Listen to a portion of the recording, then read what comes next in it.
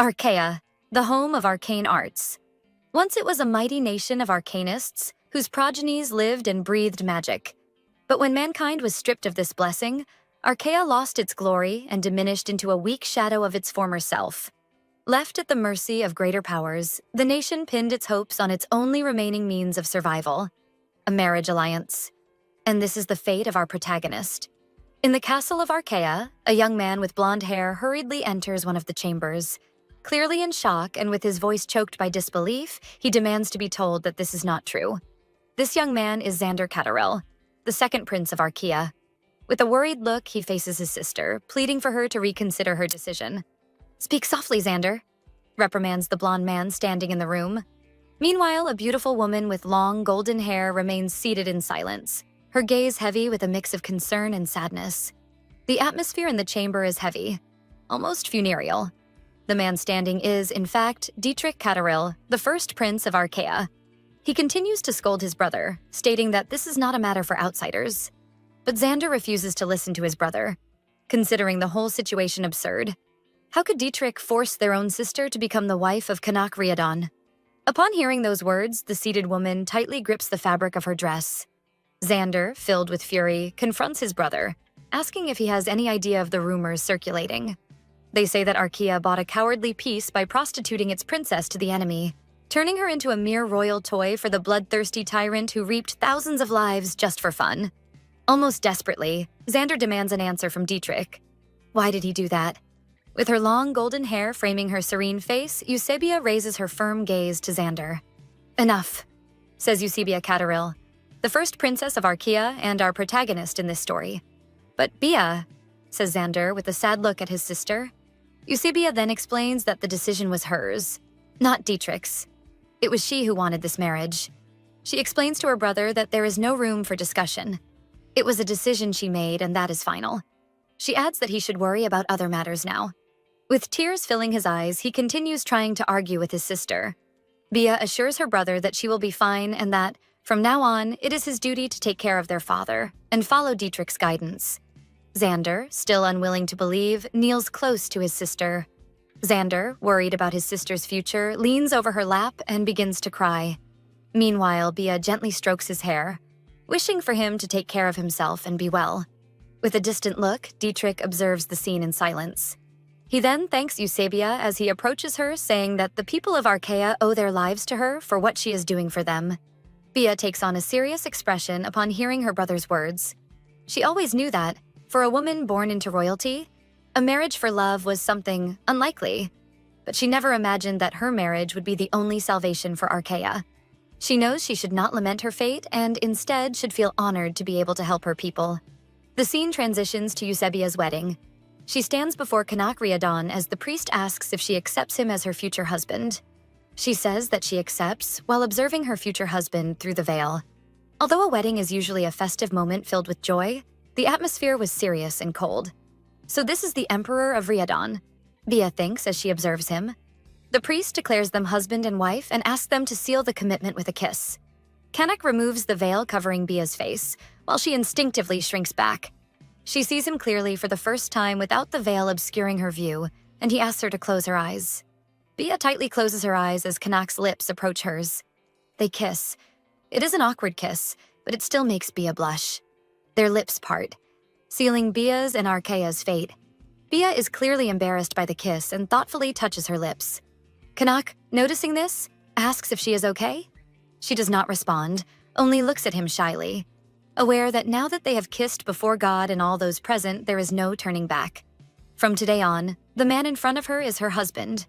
After the ceremony, the Riadon entourage prepares to depart.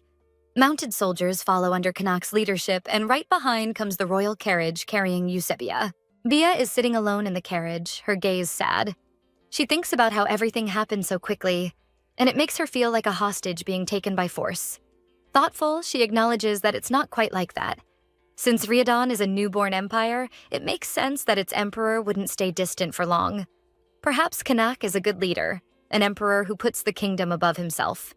Although the rumors surrounding him label him as a butcher and a tyrant, Bia remembers. She opens the carriage window and, leaning a bit, observes the nights ahead. Seeing Kanash in person, she cannot deny that he is a man of presence, almost as if there is something divine about him.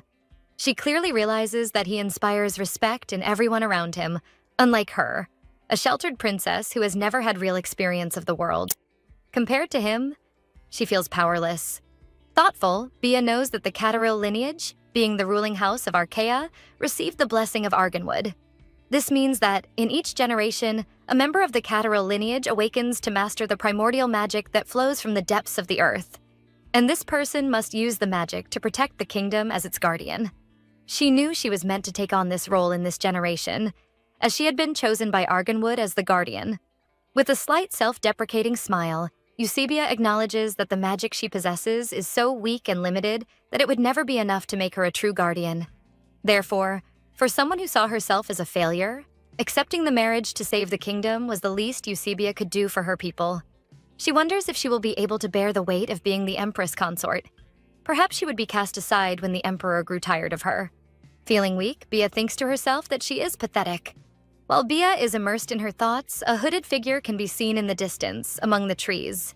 The figure begins to conjure some kind of magic, forming a black energy in its hands.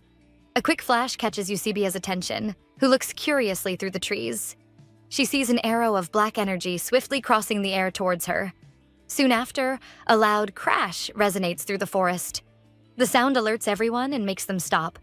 Kanak, who is further ahead, quickly returns to check, asking the soldiers what happened, with a tone of concern in his voice. They inform their emperor that the Empress's carriage has been attacked. And the Empress? How is she? Is she all right? Kanak asks in panic as he approaches the carriage. Inside the carriage, Eusebia stumbles, her gaze stunned, unable to believe what is happening. With a trembling hand, she touches her chest and feels the arrow of black energy embedded in her body. We are transported to Bia's memories. Probably a few days before the wedding, Eusebia is venting to her brother Dietrich, saying that she doesn't want to leave for Riadon or marry a horrible man like Kanak. She cries at the thought and, filled with fear, begs her brother to find another way to save the kingdom. Dietrich looks her in the eyes and says that it pains him to see his sister suffer, but he asks what else they could do. While stroking his sister's cheek, Dietrich explains that Archaea is dying and that they have no resources against the power of Riadon. He reminds her that the army is exhausted. The coffers are empty, and no nearby kingdom is willing to help Archaea. Looking into his sister's tear-filled eyes, he says that if only they had a bearer of supreme magic to protect Archaea like in the past, perhaps things could be different. But unfortunately, that is not the reality, and they need to do whatever it takes to survive. And with those words from Dietrich, the scene returns to the present. Eusebia, weakened, is sitting on the floor of the carriage with an arrow embedded in her chest. Remembering this, Eusebia thinks that her brother was right. If she had enough power to be a true guardian, everything could be different. Perhaps she could have been more useful to the people of Archaea, and things would have been different. After this thought, Eusebia faints. She hears the screams calling for the Empress, and then the desperate voice of Kanak asking her to wake up. Then, Eusebia awakens, startled. Confused, she remembers being hit by an arrow. But after that, she remembers nothing else. Eusebia hears Kanak, desperate, calling her name behind her and turns to look. She sees him holding her unconscious body in his arms. Almost crying, Kanak whispers, pleading for her to open her eyes. Confused, she panics upon seeing her body in Kanak's arms. The soldiers, worried to see Kanak's despair, comment that they believe the Empress has already passed away. He pulls her body against him and murmurs softly that it was his fault. Still holding her in his arms, he says he was foolish to trust the northern dogs. Consumed by rage, he says he should never have agreed to participate in their little game. Eusebia, in a ghostly form, shows concern. He turns to the soldiers and declares that the alliance is annulled. Gritting his teeth, he swears that Archaea will pay for the betrayal with its own blood. As he orders his soldiers to hurry home and prepare for war, Eusebia screams, trying to stop him. But Kanak seems unable to hear or see her. The pain is so intense that she feels as if something is tearing her chest apart. Despair overtakes her as she realizes what is happening, while the pain causes her to fall to the ground. She knows that if she does nothing, Archaea will be destroyed. As the soldiers and Kanak depart, Eusebia, still agonizing on the ground, sees someone approaching. The person touches the dry blood on the ground while saying, "Poor, poor creature. You stopped breathing even before the blood on the ground had dried?" Dietrich, thinks Eusebia as she notices the movement near her. In her ghostly form, she begins to crawl towards him, confident that he might be able to see her. But as she gets closer, a man appears before Dietrich, saying that finally the plan seems to be going in the right direction, and that His Highness must be pleased with the progress. Dietrich, still looking at the blood on his hands, replies that he certainly is. With a cold smile on his face, he looks at the man and says that he is extremely pleased to have finally rid himself of the nuisance that was Eusebia. Bia is in shock upon hearing the words coming from her brother's mouth. Dietrich stands up and walks towards the hooded man. He says it is a shame they took his sister's body, as he would have liked to confirm her death personally. But the hooded man reassures him. He assures that the arrow pierced her heart and that there was no way she could have survived. Meanwhile, Eusebia watches the conversation completely incredulous. Dietrich points at the hooded man, reminding him that the agreement between them is not yet over. He states that he only allowed him to deal with his sister as he saw fit because the man had promised to give Dietrich the power to destroy Riadon. Smiling confidently, the hooded man asserts that His Highness will be pleased to know that the approaching war will end with Archaea's triumph, and that, under King Dietrich's command, Archaea will triumph as an empire that spans the entire continent.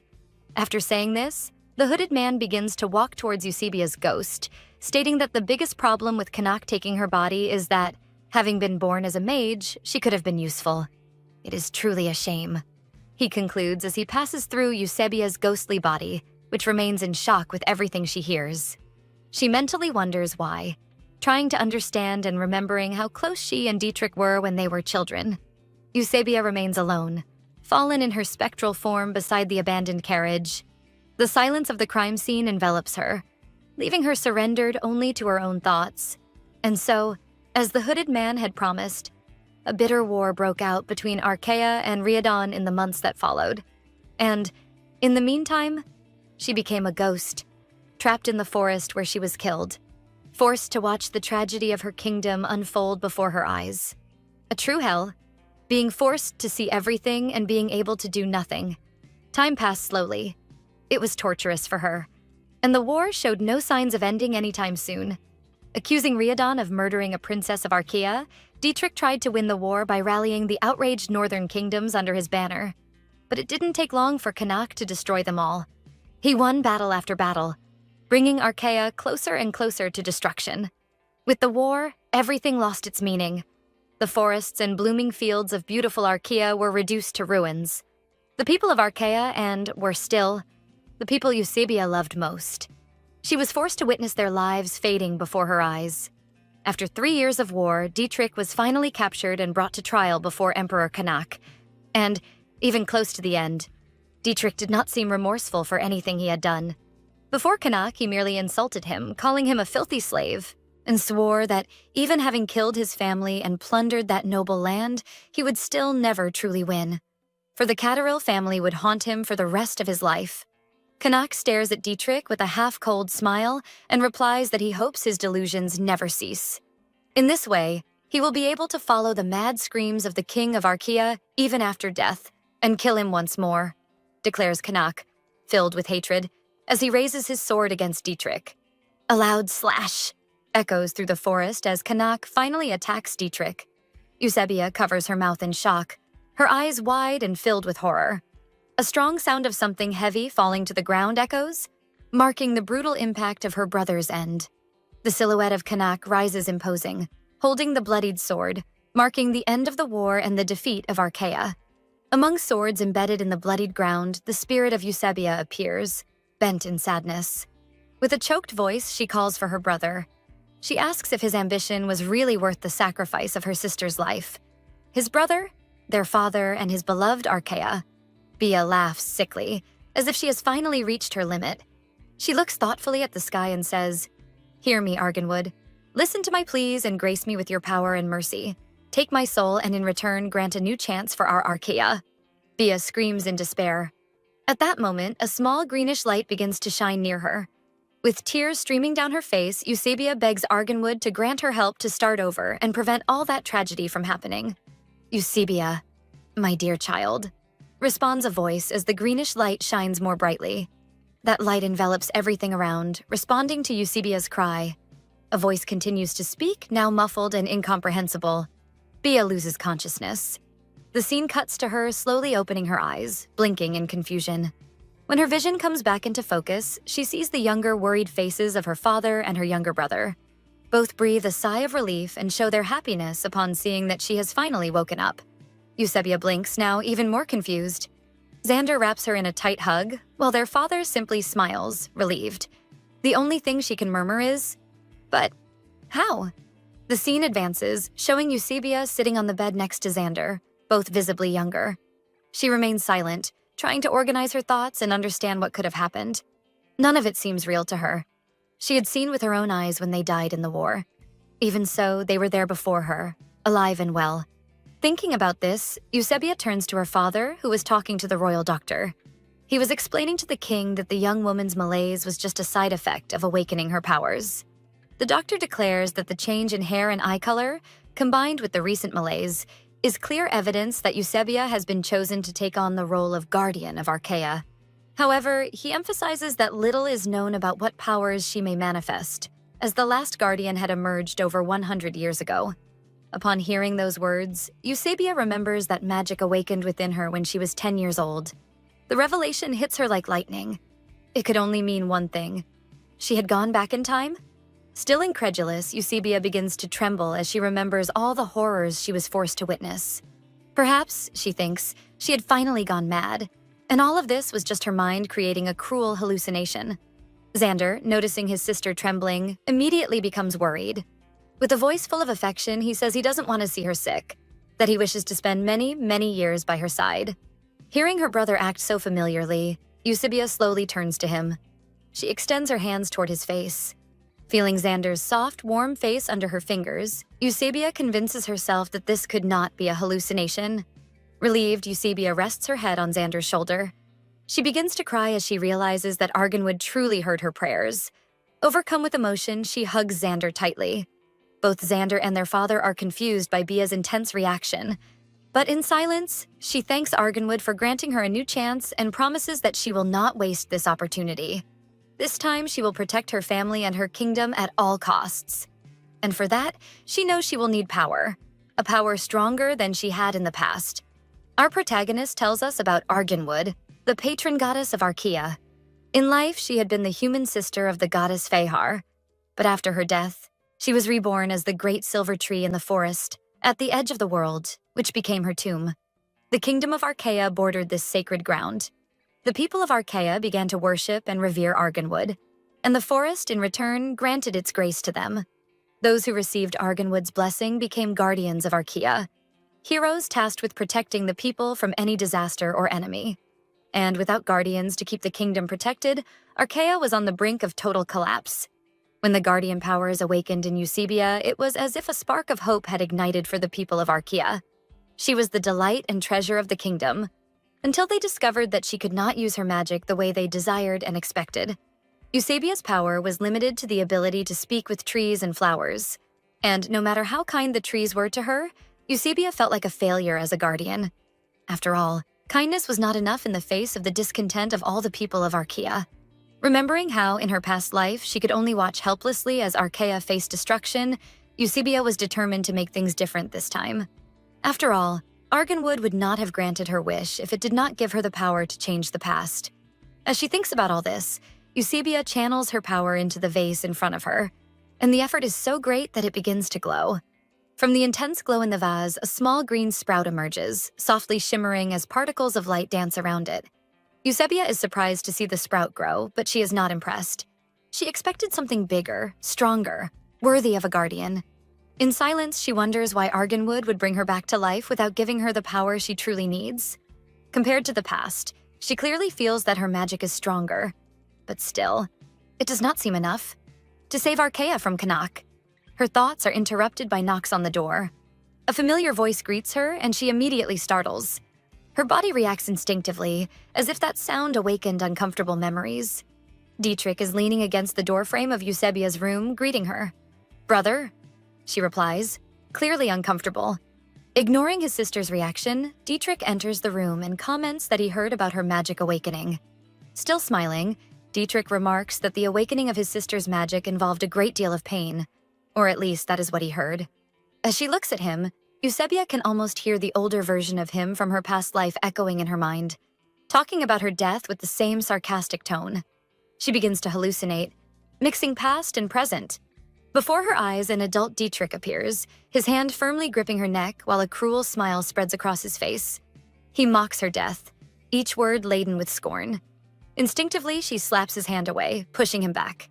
In the blink of an eye, she returns to the present, where she sees the younger Dietrich in front of her, surprised by her reaction. Realizing what she just did, she quickly apologizes to her brother, saying that she still feels a bit unwell. And she adds that she is sure he will understand that she is not in a good moment. Dietrich, clearly irritated, responds that, of course, he understands. After all, his poor sister must be exhausted. He holds Eusebia's hands, making her visibly uncomfortable, and wishes for her to recover soon. Everything he says sounds like a lie to Eusebia. She cannot, and should not, trust any word that comes out of her brother's mouth. Perhaps this is because in her past life she saw his true colors. She begins to pull her hands away, asking her brother to let her go, but he still holds them firmly, saying he is sorry to have to bring her bad news just when she is in such a fragile moment. Bia is surprised and, with a worried voice, questions her brother about what he means by bad news. With a disdainful smile, he replies that instead of celebrating the new guardian of Archaea, many people have begun to question Arganwood's wisdom. Dietrich states, in a provocative tone, that many have dared to doubt the magical power of the new princess guardian. Bia is surprised and begins to respond, but Dietrich interrupts her, asserting that he does not believe in the blasphemy of these people and that his sister's awakening was a true miracle. He continues in a cynical tone, "But you know what they say. Where there's smoke, there's fire. Perhaps people are just desperate for the guardian they have long awaited to show the full extent of her power." Dietrich concludes. Bia begins to try to explain herself, incredulous at what she is hearing. But Dietrich interrupts her again, saying that she should not blame herself, that the real blame lies with the people for creating such high expectations for a simple little girl. Dietrich's words and tone remind her of her past life, when she ran to him, excited, to tell him that she had managed to use magic. When she said, full of enthusiasm, how incredible it had been to see the memories and hear the stories of the flowers, and how excited she was to discover more and more about her magic. She recalls her brother's sarcastic and cruel smile, telling her that rumors were circulating about her power, that what she called magic seemed merely a cheap trick, and that everyone was extremely disappointed. And because of that, he claimed that she should hide that pathetic magic and not worry, for he would protect her. And hearing her brother's words, she hid her powers, which made people anxious and start to question when they would finally see the gifts of the guardian.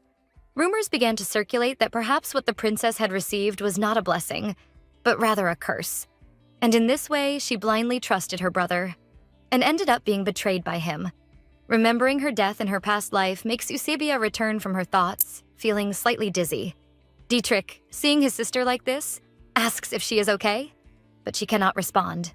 Ghostly hands rest on Eusebia's shoulders, and a mocking voice whispers, "Just look at you, still so weak."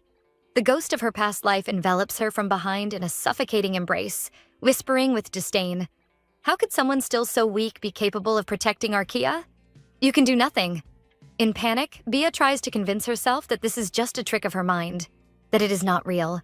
Still, her ghostly self continues to speak, saying that she was never chosen by Arganwood, that she did not earn a second chance, and that her goddess only wanted to see her suffer in despair once again. Frightened, Eusebia tries to free herself from the ghost of her past life, desperately moving her arms to push it away, while in her mind she denies everything she heard. Dietrich, still in the room, watches his sister with a confused expression at her reaction.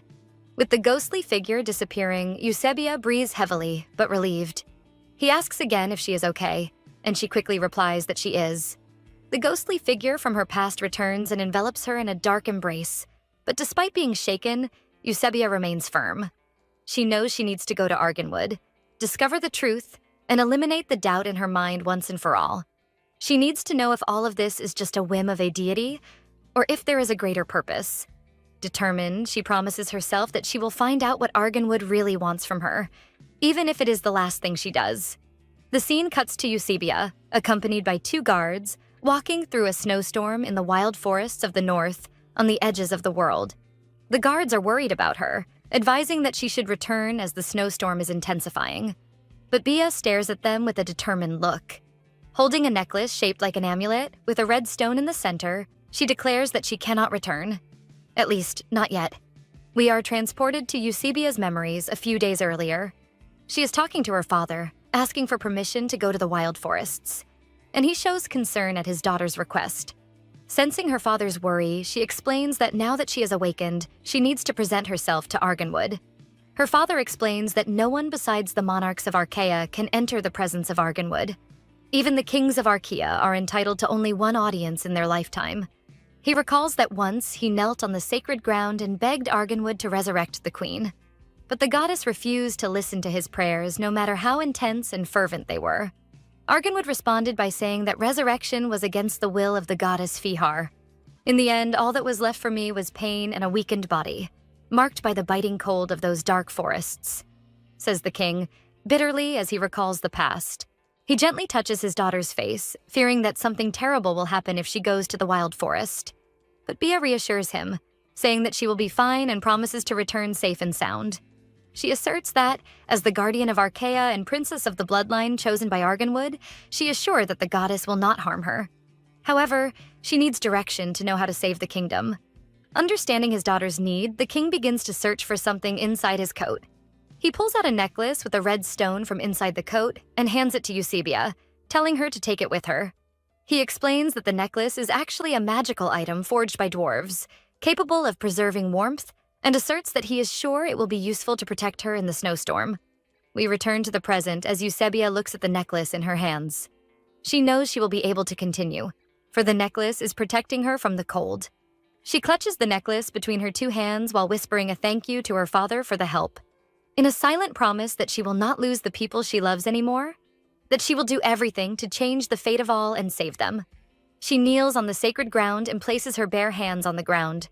Although she knows her magic is still weak, she remembers how to use the ability she had in her past life. An intense light shines, and a magic circle forms beneath Bia as she tries to use her magic to communicate with the trees of the forest. Focusing, she pleads with the trees for an audience with Arganwood. She asks for permission to enter the forest. Suddenly, the snowstorm begins to weaken. Bia believes this can only be a sign that Arganwood has heard her. She turns to the guards and asks them to wait for her there, assuring them that she will return soon. And then she disappears, entering the forest. The cold is much more intense inside the forest, as if her bones are freezing. Even so, Bia continues to move forward, determined, until a warm, glowing breeze envelops her, and she hears Arganwood's voice greeting her.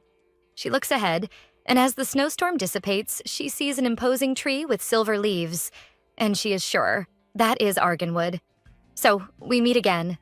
"What brings you to me this time?" says Arganwood. Eusebia is surprised to recognize the voice, the same one she heard calling her before she went back in time. Eusebia then politely asks for guidance. She questions the purpose for which she was brought back to life and what she must do to prevent the terrible future she witnessed. She pleads with Arganwood to grant her more power to protect the people of Archaea, and in return promises to be the instrument of the goddess's divine will. But before she can continue, Arganwood interrupts her. The goddess says, "It seems you have deluded yourself."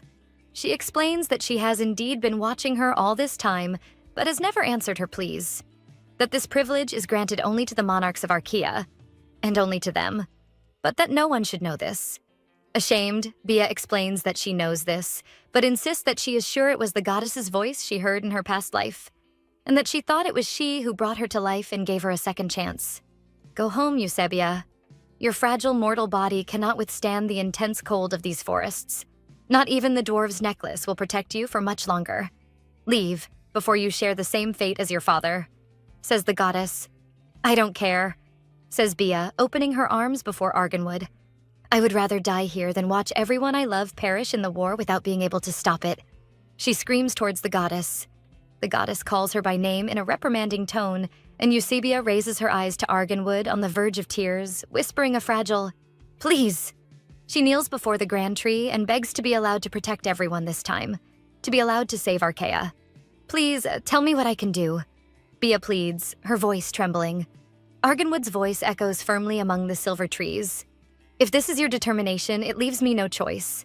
Although you were a guardian, your magic was weak, because I no longer had enough power to share. For this reason, I carry part of the blame for the pain you suffered in your past life. Therefore, I have decided to share with you what remains of my life force. Perhaps this way you can challenge fate and change the future of Archaea." As she utters these words, Arganwood emanates a greenish light that projects towards Eusebia. At that moment, Eusebia's insecurities begin to torment her again, and she hears the voice of the ghost from her past whispering, "You must not believe the goddess." The ghost envelops her in a suffocating embrace and begins to implant insecurities in her mind, whispering that she will not be able to change anything, and that she is destined to have a miserable death again. In the background, however, the goddess's voice resonates firmly, saying that Eusebia needs to follow her heart, and that if she does, nothing can stop her. Refuting the ghost's words, Eusebia places her hands on the ground and invokes Arganwood's power, shouting that she will not give up. Even if her destiny is to die, she refuses to surrender. From the point where Bia's hands touch the ground, green, vibrant, energy-filled shoots begin to sprout. The shoots transform into green, sturdy branches that begin to rise towards the sky, as Arganwood's energy flows even more intensely through Eusebia. "I will no longer succumb to my fears," Eusebia screams, making a promise to herself. The scene cuts to a military stronghold, with wooden walls reinforced by vigorous green vines. One of the guards on duty yawns, almost falling asleep. His superior passes by, sees the scene, and gives him a slap on the back of the neck, reprimanding him to stay alert. The guard apologizes, but the superior reminds him that, even with the recent tranquility, he is still a border guard. The superior then notices someone approaching. Eusebia approaches, escorted by 2 guards. Now, at 20 years old, it is clear that the story has advanced 10 years since her last encounter with Arganwood.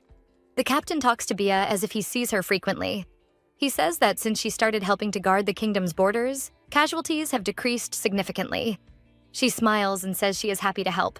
The captain emphasizes that calling it help is an understatement. He comments that the thorny bushes she conjured on the walls have doubled the fort's defensive capacity. Furthermore, the shields and arrows she created have proven to be extremely effective, even against monsters. The captain looks at her sincerely, apologizes if it sounds inappropriate, but admits that he feels a bond of camaraderie with her, as if they had faced a war side by side. Upon hearing the word war, Bia gives a slightly bitter smile, remembering the 3 long years she witnessed the horrors of war as a ghost in her last life. She softens her smile and comments that the captain is more perceptive than he appears. He, confused, watches her without fully understanding what she meant. Bia tells us that it has been 10 years since she traveled through time, and that during this period, she has dedicated herself intensely to her studies. Moreover, she has learned to use her magic more effectively. The blessing of Arganwood has strengthened her powers, and over time, Bia has developed the ability to accelerate and modify the growth of plants. But all this evolution came at a cost. Eusebia had to dedicate herself intensely over the last 10 years, often studying until exhaustion. Even in this life, Eusebia continued to hear disturbing news about Riadon and its emperor, Kanak. The fact that Riadon was expanding faster than in her past life was concerning, as they would soon reach Archaea. No matter how much the kingdom's military strength improved under her command, Eusebia knew they were still not strong enough to defeat Kanak and his empire. Even so, Bia was determined not to let Kanak destroy Archaea this time. Eusebia's thoughts are interrupted by a guard who runs up to her and the captain. He announces that he brings urgent news about Kanak and the Riadon Empire. Bia is surprised, but is willing to do anything to save her kingdom, even if it means having to marry Kanak. The scene cuts to the castle of Archaea, where a messenger reads Kanak's message. In it, he asks for only one thing: the princess of Archaea. Nothing more. Upon hearing this, one of the nobles present in the meeting room with Eusebia stands up angrily, calling Kanak's request absurd. Another noble then declares that a savage like him will never have the princess of Archaea. While the nobles argue, Bia continues sipping her tea. She can't help but compare their attitude today with that of her past life. Before, the same people who gave up on her without hesitation now show indignation at Kanak's request, only because the current Eusebia has proven to be useful to the kingdom in this life. The only thing that hasn't changed from the past was Kanak's request. He, a slave who broke his chains to rise as emperor. His struggles may have been just as hard, or even more degrading than the life I had to endure. Is that what turned him into such a cruel and relentless man? Thinks Eusebia. But that's not my concern, she concludes. Dietrich, who is also in the room, asks the nobles what they suggest doing, since they are so outraged by Kanak's proposal. He makes it clear in his tone that he hopes they do not believe Archaea has a chance of winning a war against the forces of Riadon. As much as it pains me, I, as the crown prince of Archaea, must think of my kingdom before myself, declares Dietrich in an almost dramatic performance. Eusebia, watching the scene, can only think about how false her brother is. All that posturing, when deep down he just wants to get rid of her. He continues looking at his sister with a smile, certain that he will have her understanding. After all, she is the guardian of Archaea. With a smile on her face, Bia assures her brother that she understands the situation. Then, confidently, Eusebia declares that she has been waiting for this opportunity her whole life. A week passes. Dietrich enters Eusebia's chambers, congratulating her on her engagement. She, serious, asks why he came to bother her so late at night. Pretending to be offended by his sister's coldness, he replies that he just wanted to say goodbye, since she will be leaving for Riadon the next day after the wedding. He continues with the drama, stating that they will not see each other often anymore and that she should be kinder to her brother. Bia interrupts him, saying she prefers to keep his conversations brief. Annoyed, he throws a blue necklace onto the table in front of Bia. She picks up the necklace, curious, and as she examines it, Dietrich explains that it is not just an ornament. It is a communication crystal, an item that allows communication over long distances. He leans over the table towards Bia and orders her to take the necklace with her, reporting everything she discovers about Kanak while she is in Riadon. But Dietrich says that the marriage is just a temporary alliance, a perfect excuse to buy time and gain knowledge about Riadon. Worried, Bia gets up from her chair and warns her brother that things will not end well if Kanak finds out, and that this could lead to war. Could it? Ah, my sweet and innocent sister, replies Dietrich sarcastically. There will be a war. We are just preparing better for it. That is the real reason I came to see you tonight, reveals Dietrich, leaving Eusebia in shock. Dietrich continues, his voice laden with confidence. An ally with unimaginable powers? How did I not realize it before? Dietrich could not have obtained such a rare magical item so easily.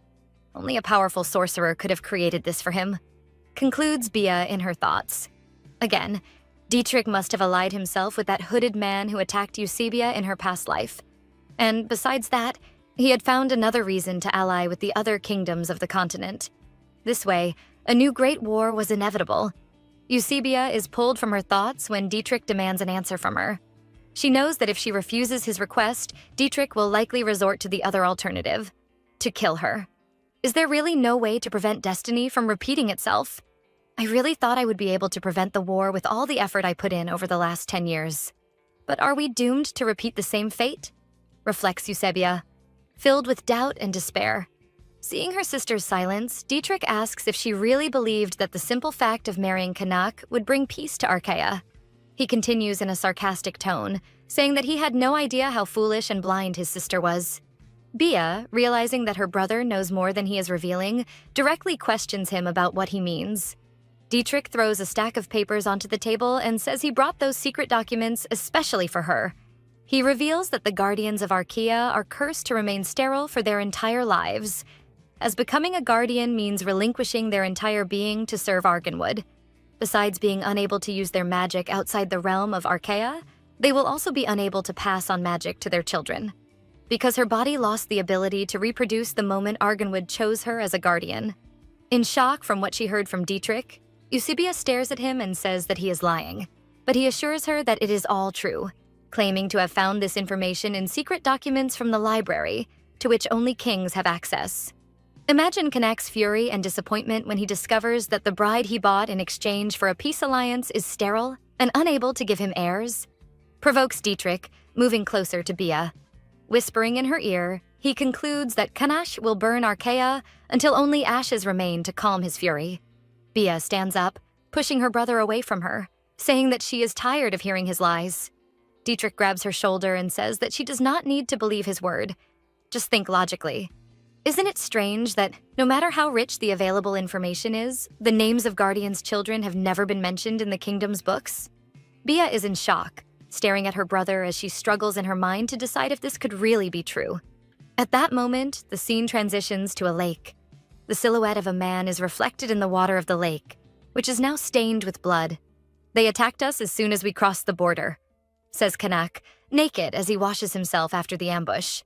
One of his soldiers brings him new clothes and comments that it is not so surprising that they attacked, since they knew Kanak would not be wearing armor, making him an easier target to take down. "Shut up and give me those clothes already. After all, I need to be clean and presentable before receiving a princess," says Kanak, extending his hand towards the soldier. The next day, we see Bia on the castle balcony. One of her maids asks her to come inside, as it is cold and she might catch a cold. The maid, worried to see the princess so pale on her wedding day, asks if something is bothering her, as she seems to have not slept well the night before. The comment from her maid makes Bia remember the conversation she had with Dietrich the night before. After the conversation with her brother, Eusebia spent the night awake reading books about the history of Archaea. No book mentions the name of children born to guardians. It makes sense that a child conceived by a mage would inherit the ability to use magic from their father or mother. Eusebia becomes anxious, fearing that the most likely reason Kanak insists on marrying her is to ensure heirs capable of using magic. But unlike mages, the magic of guardians comes from the blessing of the goddess Arganwood. It is not something they are born with, but something they gain during life after being chosen by the goddess. She concludes that Dietrich was right, and guardians cannot have children. But what should she do? If Kanak finds out, he will annul the marriage and break the alliance. Bia is pulled from her thoughts by the guards' voices announcing the arrival of the Emperor of Riadon. She turns her attention to the Riadon delegation, entering the gates of the castle of Archaea, led by Kanak, who pauses for a second upon noticing that she is watching him, causing their gazes to meet for a moment. In one of the castle's rooms, she searches her mind for what she might do about her newly discovered problem. She bites her nail anxiously, forcing herself to think.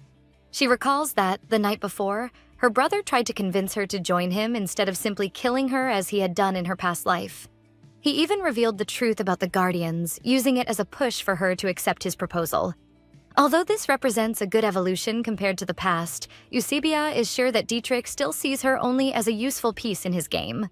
So, at least for Dietrich, as long as she remains useful, he will think twice before killing her.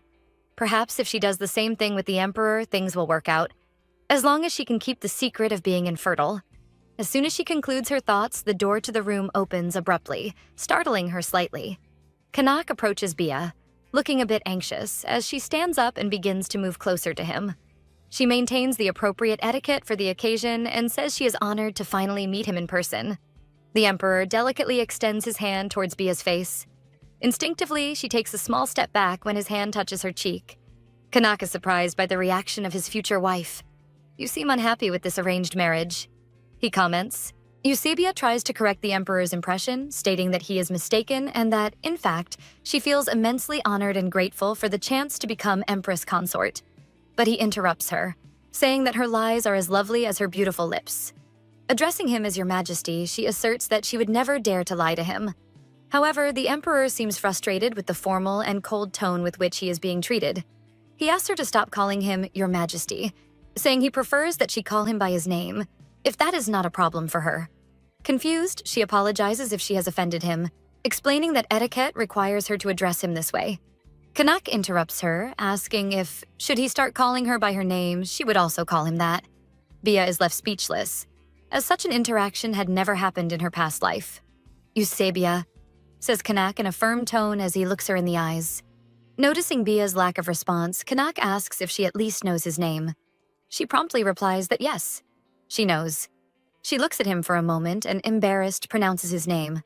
Kanak. The scene cuts to Eusebia's maid with tears in her eyes, impressed by her beauty in her wedding dress. She wipes her tears and says it breaks her heart to see the princess forced into such a hastily arranged marriage. She claims that the princess deserves much more than that.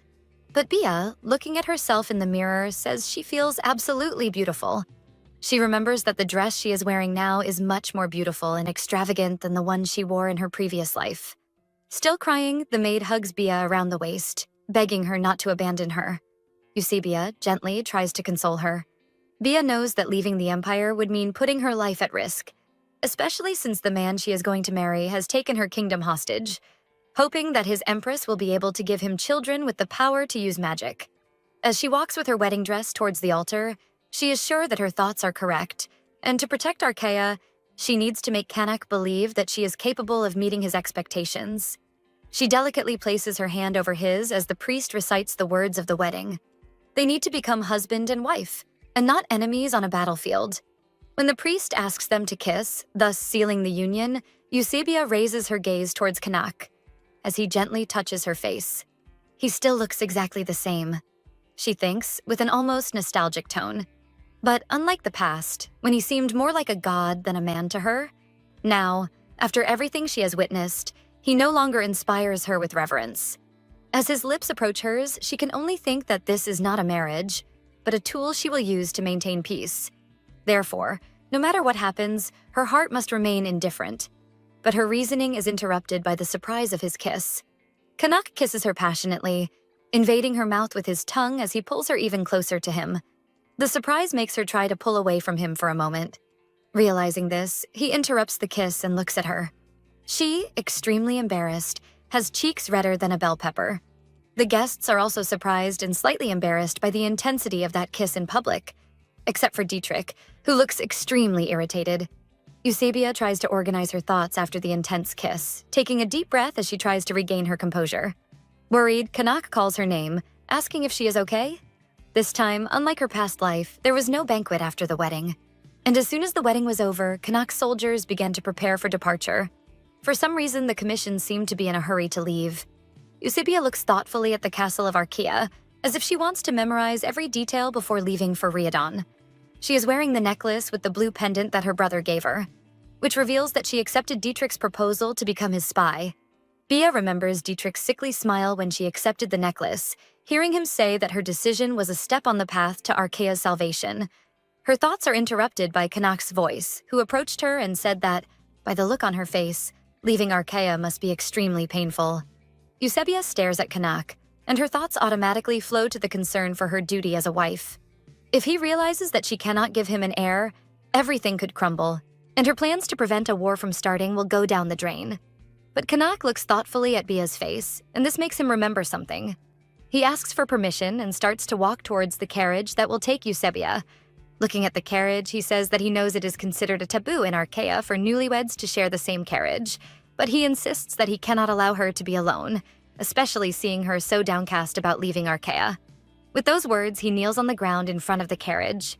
Soon after, he looks at Eusebia and extends his hand towards her, clearly being a knight and helping her to board the carriage. Eusebia is surprised and worried to see the Emperor kneeling before her. But noticing her reaction, he says that if she doesn't want the Emperor to remain kneeling, she should hurry and get into the carriage. Bia accepts Kanak's kindness, unable to stop thinking about how everything was happening in such a curious and different way this time, so distinct from what she experienced in her past life. First was his visit before the wedding, and now he was kneeling before her. She knows that no matter how much things have changed, she should remain indifferent. Still, blushing slightly, Bia admits to herself that she cannot help but feel a slight attraction that did not exist before. Our protagonist wonders if these changes mean a brighter future for everyone, or if they are just a harbinger of disaster. Kanak, noticing Eusebia distractedly looking out the window since the moment they entered the carriage, asks her if she is very upset. She looks at him, not understanding why he thinks she is upset. He replies that, from the expressions on her face, either she is upset about something, or she is planning her escape route from a marriage she never wanted. Bia is clearly irritated by Kanak's comment, saying that he is making an absurd accusation against her. She places her hand over her chest as if making an oath, and proudly declares that, as his legitimate wife, she must now fulfill all the duties of a consort empress. Kanak crosses his arms and lets out a small, sarcastic laugh upon hearing the word duties. He then asks Bia if all princesses are as devoted as she is. A bit irritated, he continues to question her ironically, asking if she was just fulfilling her duty when she kissed the man she despises so much at the altar. Eusebia, not understanding Kanak's reaction, looks at him confused. She apologizes for being so direct, but cannot help but ask him, "What is his problem? You seem to believe that I can't even stand to look at you." Bia tells Kanak, trying to understand his stance. Kanak sighs, bringing his hand to his forehead thoughtfully. He then admits that, in fact, there is something he has wanted to ask her since the moment they met. He looks at her and asks, "What kind of person am I in your eyes?" An unexpected and dangerous question, which leaves our protagonist a bit worried and anxious. She begins to recite as if she were reading a book. Stories of your brave deeds had reached my ears long before the marriage negotiations began, including the matter of your origin, of course. Kanak, clearly dissatisfied, states that he is not interested in the stories people tell about him. What he wants to know is what she really thinks of him. Looking into her eyes, he asks, "Who am I to Eusebia Cataril? Do you see me as a hero?" The question, accompanied by genuine curiosity in his words, surprises Eusebia. She stammers, trying to find an answer, while memories of what happened in her previous life begin to flood her mind. Seeing her frightened expression, Kanak concludes that he was right, and that no matter how much they are married now, she cannot even hide how much she hates him. He says she turned pale as snow after the wedding ceremony ended, as if she found the whole event repulsive. "You really find this marriage repulsive?" "Unfortunately, my suspicions were correct," says Kanak, looking out the carriage window. Eusebia seems to wake from her shock when Kanak finishes speaking. She realizes she cannot let him nullify the marriage. She quickly stands up, asserting that he misunderstood everything and that she does not find him or the marriage repulsive. Concerned, Kanak tells Bia that she should sit down as it is dangerous to stand and she might lose her balance. As soon as he says this, something outside startles the horse pulling the carriage, causing it to stop abruptly. Inside the carriage, Eusebia stumbles and loses her balance with the sudden stop. She closes her eyes tightly, bracing for the pain from the likely fall. But instead, she feels someone holding her. Kanak embraced her, pulling her close and preventing her from getting hurt. He calls her by name and with a worried voice asks if she is hurt, while Bia looks at him embarrassed. Suddenly, however, Eusebia tenses up, her gaze fixed, as if she were terrified of something. Noticing her tension, Kanak runs his hand through Bia's hair, concerned, and asks if she is feeling pain. The moment is interrupted by one of Kanak's soldiers, who outside asks if he and the consort empress are all right. Kanak, still holding Eusebia, asks the soldier why they stopped so suddenly. The soldier bows, apologizing for the inconvenience, and informs that a tree has fallen on the road, blocking the way. However, he adds that the other soldiers are already resolving the issue and that they should be leaving soon. Kanak finds it strange, as it had not even been 2 days since they entered Archaea, and that tree was still standing. Upon hearing this, Bia begins to tremble. He feels her trembling hand on his chest and looks at his wife. Eusebia appears overwhelmed by fear. Her body visibly shakes, her fists clenched against her chest as if trying to contain the anguish that overwhelms her. Sweat runs down her face, and her wide blue eyes reflect the terror and tension that invade her at that moment. Our protagonist tells us that the power of the Guardians comes directly from Argonwood, and that, upon leaving the territory of Archaea, they are deprived of this blessing. A frightening truth that Dietrich had confided to her on the night before the wedding. At first, she believed he was lying just to scare her and force her to stay by his side. But Bia feels the magic draining away, as if it were slowly leaving her body, confirming Dietrich's terrible warning. And without her powers, she fears she won't be able to defend or protect herself. As she concludes this thought, Eusebia looks terrified in the direction of the trees. The ghost of the past returns to haunt her, whispering in her ear that all of this must be part of Dietrich's plan to assassinate her. In the end, he must have decided that killing you and blaming Kanak for your death to start a war is a simpler path. Poor Eusebia. Once again you will perish here, alone and in despair, mocks the ghost. Bia covers her ears with her hands, trying to block them out, as tears stream down her face. In despair, she cries and pleads for the ghost to stop talking. Kanak reaches out his hand towards Eusebia. He pulls her close and embraces her. With a firm voice, he asks her to breathe deeply and slowly. He asks her to look around, assuring her that nothing has happened and that she is safe. But even though she has stopped crying a bit, she is still trembling and gasping. While gently stroking her hair, Kanak continues in a calm yet firm tone, saying that there is no one there who wants to hurt her. Upon hearing Kanak's voice, she begins to calm down. Still shaken by fear, Eusebia finds comfort in Kanak's presence, burying her face in his chest while her fingers grip tightly onto the fabric of his clothing. The gesture, delicate yet filled with desperation and vulnerability, is an attempt to convince herself that she is safe. The scene shifts to a port illuminated by the starry night, signaling that the long journey by land to Riadon is coming to an end. The lights of the vessels in the lighthouse reflect on the dark waters, announcing that the next leg of the journey will be by sea. "I owe you an apology," Kanak says to Bia. Kanak sighs and replies that it is because he bothered her all day, and perhaps because of that, the journey to the port was even more exhausting for her. Kanak admits that he had deliberately sought her attention because he had the impression that Eusebia did not hold him in high regard. He states that, even knowing that a woman of her caliber would not be satisfied by his side, it is still hard to accept the truth. As he utters these words, Kanak tightens the fabric of his own clothing, revealing the tension and weight of his confession before Eusebia.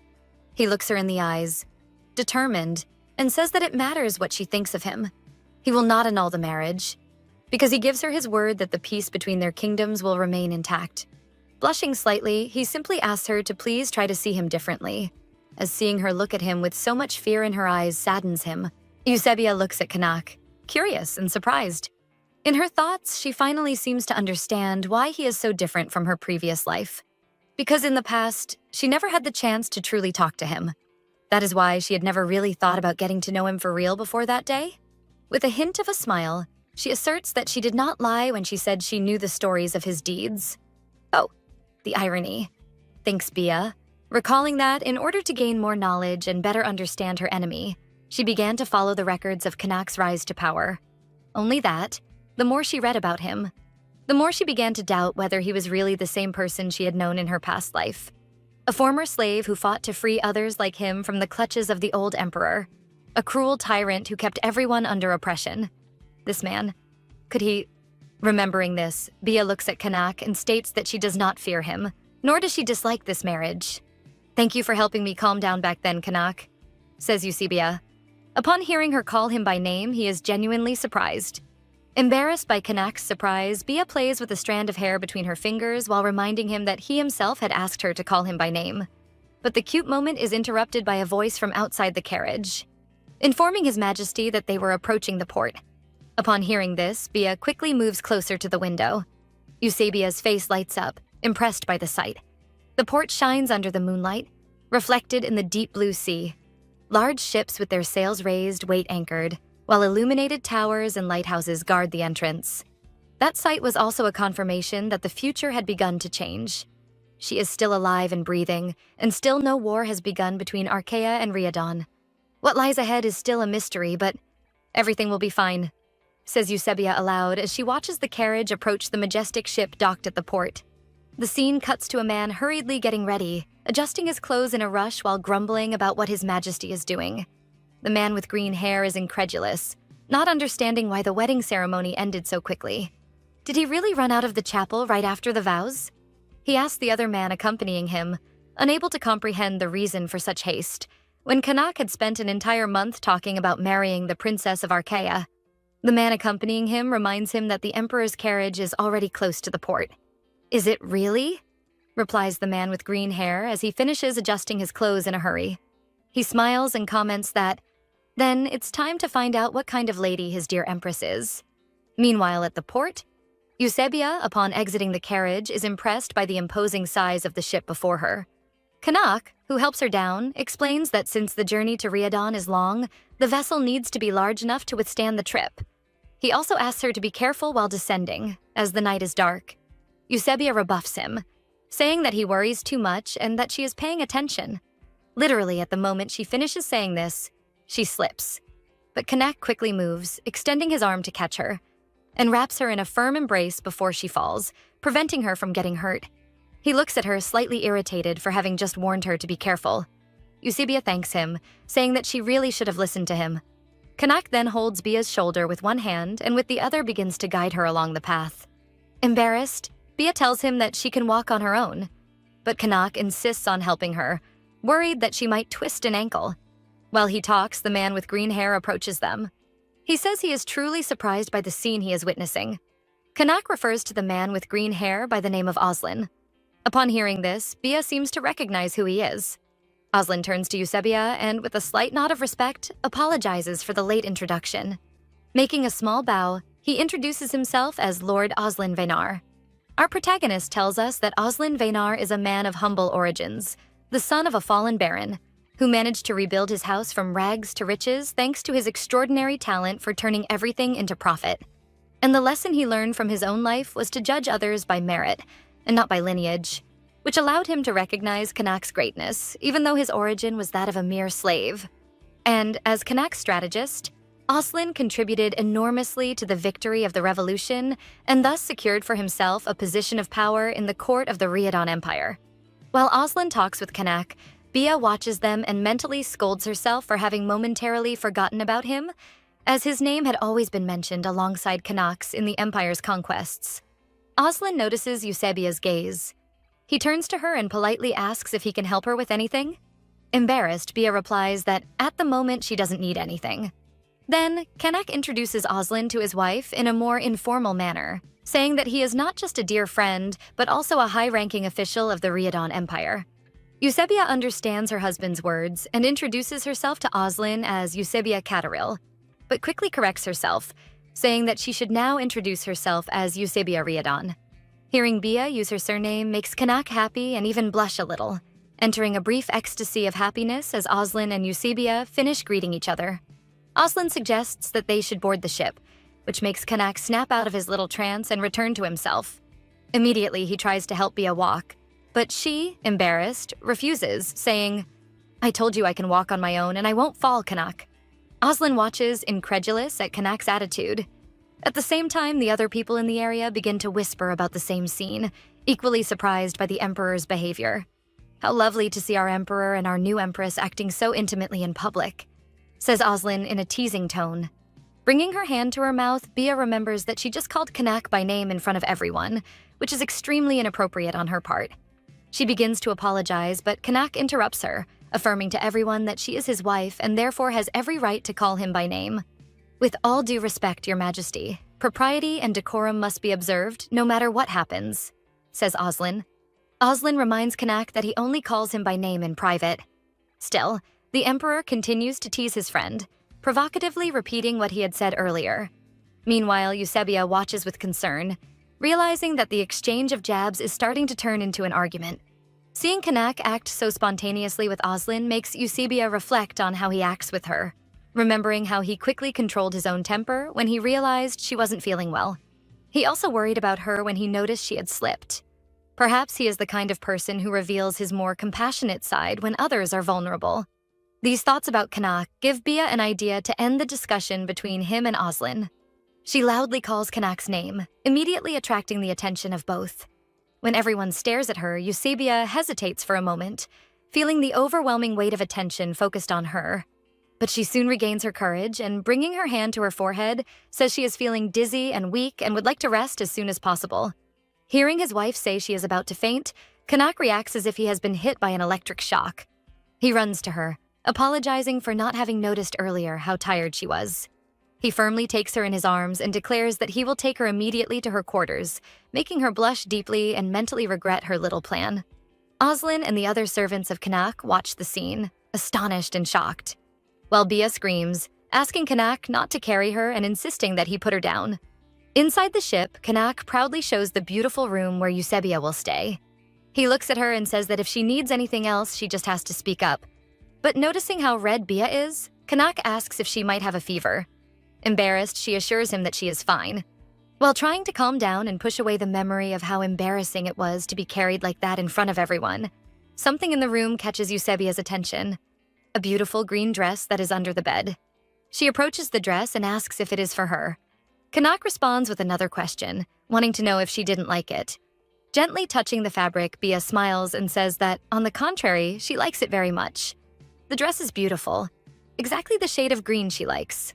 While observing the details of the dress, she tries to remember when someone gave her something so lovely in Archaea. She asks Kanak to meet the person who chose the dress for her, as she would like to thank them personally. Embarrassed, Kanak says that it won't be necessary because he was the one who chose the dress for her. Impressed by her husband's kind gesture, Bia's cheeks blush a little. "Thank you, I will take care of it with affection," says Eusebia, still a bit embarrassed. Trying to maintain his composure, Kanak replies that it's just a dress. Kanak tells her that he will let her rest a bit, especially since he has some urgent matters to attend to on the ship, but he will return as soon as he resolves them. Bia seems not to understand why he would return to her room. He leans toward her and explains that, of course, he will. After all, they are married now, and that married couples should sleep together. Eusebia then remembers that she had forgotten this little detail. Realizing that this probably means they will share the same bed that night, Eusebia panics. She, assuming again that he married her to have an heir, knew that eventually things like this would happen. Even so, she didn't imagine it would be so soon. She had presumed he would wait at least until they arrived in Riadon. Bia, still in silence, tries to understand why Kanak is in such a hurry. Is it because he finds me desirable? She thinks, blushing instantly after that thought. She realizes that even if he desires her, the moment he discovers that she is infertile, things will get complicated, and the sooner she lies down with him, the faster there is a chance he will find out. Noticing the saddened expression on his wife's face, Kanak gently touches her chin, forcing her to look at him, while she calls him by name. Bia quickly closes her eyes, imagining that her husband has decided not to wait any longer. But Kanak keeps his gaze steady on her, and explains that sharing a bed does not necessarily mean they will have to consummate the marriage. He releases her chin as Eusebia opens her eyes, surprised by his words. Kanak then explains that she is not just the Empress, but also a newlywed. If they slept in separate rooms, malicious rumors could start to circulate. And that is the only reason they are required to share a room, but Kanak reassures her by saying that he does not intend to force her to do anything she does not want. Eusebia, looking away, says that she knows she needs to fulfill her duties as a wife. Even with her saying that, Kanak declines the invitation, stating that he would prefer not to fulfill their couple's obligations on a swaying ship. Moreover, he adds that lying in bed with a reluctant partner is something he finds repulsive. Does that mean? She begins to say. But Kanak, already anticipating the question, interrupts her and replies that yes, he will wait until she is ready to consummate their marriage. This leaves her even more confused. Eusebia asks why he would do that if he was not eager for her to give him an heir. He gives a small smile and says that this is only their first night together. But even so, his beloved wife is already eager to secure the line of succession for the empire. Still in a slightly playful tone, he adds that he is truly blessed to have such a devoted wife willing to give him children. The emperor combs a strand of her hair between his fingers and says she can rest assured, as he is not in a hurry. He adds that if she truly wishes to give him an heir, she should at least start pretending that she loves him. Stepping away from her, he says in a serious tone that, although their marriage began as a political alliance, he genuinely hopes that a genuine love can grow from it. Not knowing how to respond, Eusebia simply watches as he leaves the room. Sometime later that same day, Kanak is in his office, deep in thought. He recalls what happened earlier, the surprise etched in his wife's eyes, and at the same time, how willing she seemed to give him a child. His head begins to throb, and he brings his hand to his temples, massaging them. We see Kanak's ears and neck turn red as he thinks that no matter how much he desires her, he knows he must wait until she is ready. But in practice, this is proving to be much more difficult than he imagined. But then he thinks that perhaps it is even better this way, that the fact she does not remember the past might make things easier for both of them. This way, they can start anew. His thoughts are interrupted by Olsen, who abruptly enters the office and questions, "What is this story about sending our soldiers to protect the borders of Archaea? You never discussed this decision." Kanak calmly explains that the people of Archaea lost their guard because of them, so it is only fair that they be compensated for it. Olsen, agitated, walks towards Kanak, venting that Riadon is superior to Archaea in every way, so why not simply subjugate that weak nation? Growing increasingly irritated, he emphasizes that Kanak did not demand mining rights or treasures from the coffers in exchange for peace, and yet he is risking the lives of his loyal soldiers just for the hand of a spoiled princess. The Emperor casts a stern look at Olsen, visibly irritated, and warns him to choose his words more carefully. For Eusebia is not just a spoiled little princess, and he makes it clear that he would be willing to give up everything for her. Furious, Olsen incredulously asks how it is possible for him to act this way, if he has completely lost his mind. Kanak, annoyed, throws the paperwork that was on the table in his direction and orders him to leave his office immediately, saying that the room is stuffy enough without him there, steaming with anger. Olsen continues to be irritated, grumbling, "What do you mean, stuffy? It's freezing in here. What's your problem?" Meanwhile, Kanak calmly stands up and begins to leave the room. Night falls, and as the moonlight enters serenely and peacefully into the Empress's chambers, Eusebia wakes up not feeling very well. She does not understand what might be happening to her, but she is extremely nauseous. Her first hypothesis is that perhaps these are the side effects of Arganwood's power fading from her body. Determined not to let Kanak find out that she is losing her ability to use magic, she gets up. She tries to reach the door to ask one of the servants to bring her some medicine, but her vision is extremely blurred and hazy. Persisting, she finally manages to reach the door. Upon opening it, she asks the servant in front of her to bring her some medicine. But upon looking more closely at the servant, she realizes, stunned, that it is actually Kanak. He asks her if she is sick. She tries to pretend that nothing happened and turns to return to bed while quickly saying that she is fine, just with a slight headache. But Kanak grabs her by the arm, telling her that it is clearly not just a headache and that she is extremely pale. Eusebia feels as if her stomach is churning, even though she hasn't eaten anything different. And all that movement makes her feel even more nauseous. She tries to hold it in but ends up vomiting on Kanak. Still dizzy, she gasps for a few seconds while the Emperor continues to hold her. When she comes to her senses, she panics upon realizing what she has just done. She looks at Kanak, trying to gauge how furious he must be. But he is silent, just looking, only looking at his shirt, now soaked with vomit, and processing what happened. Eusebia takes a few steps back, instinctively distancing herself from him. Kanak sighs and says that she should let him call the doctor to examine her. But she trembles in panic and continues to back away, as if she hadn't heard what he just said. With her head spinning and her vision still blurry, she starts to apologize to him for what she did. Trying to think of a way to get out of that situation unscathed, she becomes even more desperate. Remembering that during the carriage ride, things hadn't gone very well, and that Kanak still believes she feels repulsed by him. And now I've gone and soiled his clothes too. He must be furious, Eusebia thinks, sinking deeper into panic, concluding that it wouldn't be surprising if he started to rethink their marriage. And at that moment, with her practically in a frenzy, the ghost of her past self returns to haunt her. It floats around Eusebia, mocking her and saying that she is incompetent, unable to do anything right, that she can't even do the bare minimum to please the Emperor. The ghost whispers in Bia's ear that she is sterile, and moreover has lost the magic she once had, the two only things that Kanak wanted from her. If she keeps making silly mistakes, her life will be ruthlessly cut short. And along with it, Archaea will also fall. I'm so sorry, Your Majesty. I will clean up this mess immediately, she says with a trembling voice, still trying to remedy the situation. Kanak tells her that she doesn't need to worry about that she should focus on herself, as she is clearly feeling unwell. Still trembling, Eusebia moves a little closer to him, not understanding why he is being so kind, even after she has soaked his clothes in such a disgusting way. Realizing that his words seem not to be reaching Eusebia, he begins to take off his shirt. With his muscular chest exposed, he looks at his wife with a calm expression and, in a soothing tone, says, "There, problem solved." Explaining that he will simply put on a clean t-shirt and that it will be as if nothing happened, he emphasizes that she shouldn't feel guilty about something so trivial. But Bia insists on apologizing, saying that she fears she has displeased him. "And why should I be displeased?" he questions as he buttons up the clean shirt he just put on. He sits next to her, explaining that it would be monstrous to be angry or irritated with someone who is clearly suffering from seasickness. Bia, not being familiar with the expression, repeats the word as a question. Kanak gently rests his hand on Eusebia's forehead, explaining that it is exactly that. Seasickness, or dizziness from the sea. Realizing that she probably had never experienced that before, Kanak makes a rhetorical question, commenting that this must be Eusebia's first time on a boat. He blames himself for not having thought of that while preparing everything to welcome her, but assures Eusebia that he has solved the problem and that it shouldn't bother her again. Trying to ease the tension of the moment and make Eusebia more comfortable, Kanak comments that this situation reminds him of the time he was on the battlefields.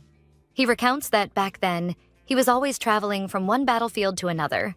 That's how he met a young man who began to follow him persistently, begging to be allowed to join the revolution. And this young man was an extremely persistent flatterer. Until one day on the way to a new battlefield, they came across a decapitated body. And the poor flatterer's stomach couldn't handle the sight, causing him to throw up everything he had eaten that morning. Kanak asks Eusebia if she could guess who the young man was. Visibly curious and entertained by the story, she simply shakes her head in denial. He then reveals that the flattering young man was Oslin. Incredulous, she asks if it was the same Oslin Vaynar she had met recently. Kanak just nods in confirmation. And instead of apologizing for having vomited, Kanak says while continuing the story, giving a small punch to the bench he is sitting on, irritated at the memory, that Oslin blamed him, saying that everything happened because he chose the road that led them to that scene. Incredulous with the story, Eusebia brings her hand to her mouth, trying to contain her laughter. But she can't help it and starts to laugh out loud, saying she never would have imagined that Oslin was such a delicate young man. The sight of his beloved wife laughing so spontaneously leaves Kanak mesmerized.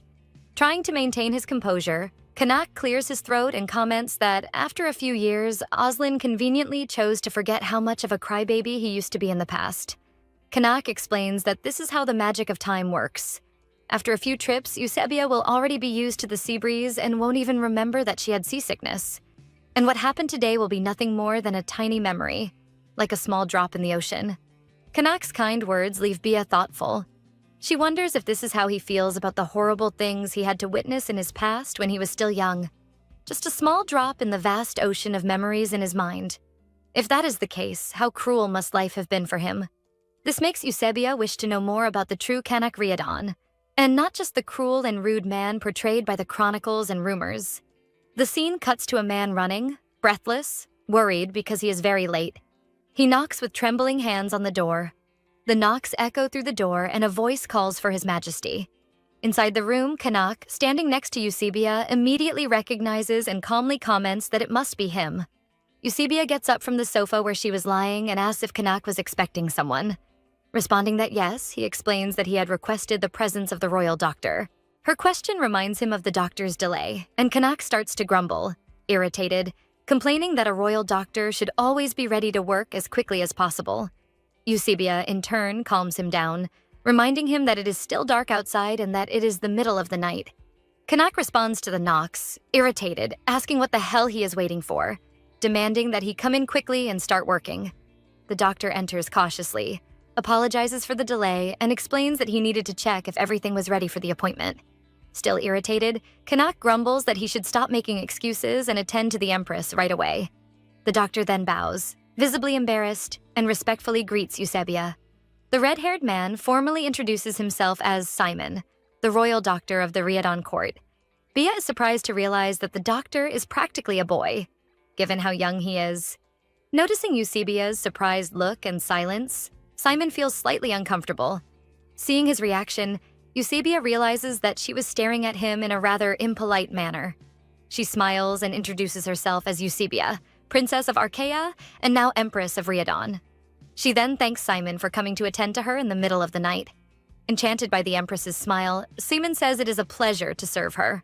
He then feels an irritated gaze directed at him and, upon looking at Kanak, sees him visibly impatient. The Emperor states that now that they are done with small talk, Simon should evaluate the Empress, who had felt unwell earlier. As the doctor trembles with nervousness, Eusebia tries again to calm the Emperor, saying there is no need to pressure him, as she is feeling much better. But Kanak, concerned for his wife's health, insists that Simon must not be negligent in his duty. Kanak casts a new reproachful look at the doctor, causing Simon to quickly begin examining Eusebia. Seeing the doctor tremble more than a green stick, Bia concludes that he is probably afraid of Kanak. She places her hand over his, trying to calm him, and asks how old he is. Continuing to examine her, he replies that he is 18 years old. This makes Eusebia comment that he is exactly the same age as her younger brother. She praises him, saying that he must be extremely skilled to have become a court doctor at such a young age. Simon feels a bit embarrassed by the Empress's compliment and humbly responds that he still has much to learn. Eusebia asserts that she is sure Simon must be highly qualified for the job, as she knows her husband would never place an unqualified man in such an important position. "Isn't that right, Kanak?" says our protagonist, smiling at the Emperor. Trying not to lose his composure, Kanak confirms that indeed, Simon has an extremely agile mind and memorizes things easily. He explains that he brought him to the court precisely for this reason, hoping that one day he would become useful. After all, not just anyone can perfectly memorize human anatomy at such a young age. Simon is deeply touched by the Emperor's praise. Realizing that her discreet plan had worked, Eusebia comments to him that, as he just heard from the Emperor himself, he is valuable to the Empire and to the Emperor, so he doesn't need to be so anxious in his presence. Still a bit embarrassed, he says he feels honored to serve the Empire and their highnesses. And although he is not a man of many talents, he promises to serve in the best way he can. Simon firmly holds Eusebia's hand as he says this. Kanak notices this but remains silent. The Empress thanks Simon, saying it is good to know she is in good hands. Simon prescribes some medication for Eusebia and leaves, leaving her and Kanak alone again. Kanak comments that Simon is an extremely shy boy who rarely approaches people. Seeing how he acted with Bia, he concludes that he must have had an excellent first impression of her. Eusebia, who had just taken her medication, comments that this is a good thing. Bia affirms that yes, after all, it is good for her to get closer to the people who are part of his inner circle. She then asks if he sees any problem with that. Perhaps out of jealousy, Kanak questions her if holding Simon's hand is the way she found to get closer to him. Eusebia is startled to notice her husband's clearly upset tone. She approaches her husband and apologizes to him, believing that he probably expects his wife to keep a certain distance from other men. Kanak says she doesn't need to apologize as he wasn't trying to scold her or give her a moral lesson. Even so, Eusebia explains that Simon reminds her of her younger brother and that, seeing him feeling so pressured, she couldn't just stay quiet and do nothing. Bia continues explaining that, regarding holding Simon's hand, she was merely following her husband's example. When he held her in the carriage while she was panicking, it gradually calmed her down. Eusebia explains that it was he who showed her how the comforting touch of someone can help in moments of panic. But in the future, she promises to be more mindful of how she approaches others. Kanak is slightly touched by his wife's observation and, as if remembering something, begins to search for something in his pocket. When she opens her mouth to ask what he is doing, Kanak puts a candy in her mouth. Chewing, Eusebia asks what it is, and he explains that it is a candy to take away the bitter taste of the medicine she had to take. She lights up upon realizing the flavor of the candy Kanak gave her and asks if it is raspberry candy, revealing that this is her favorite flavor. Kanak, seeing his wife happy, hands her a jar with the rest of the candies, saying she can eat as much as she wants since they are her favorites. While Eusebia chews excitedly, he can't help but mentally compare her to a cute rabbit. Eusebia, with her eyes shining with joy, declares that she is eating until she is completely satisfied.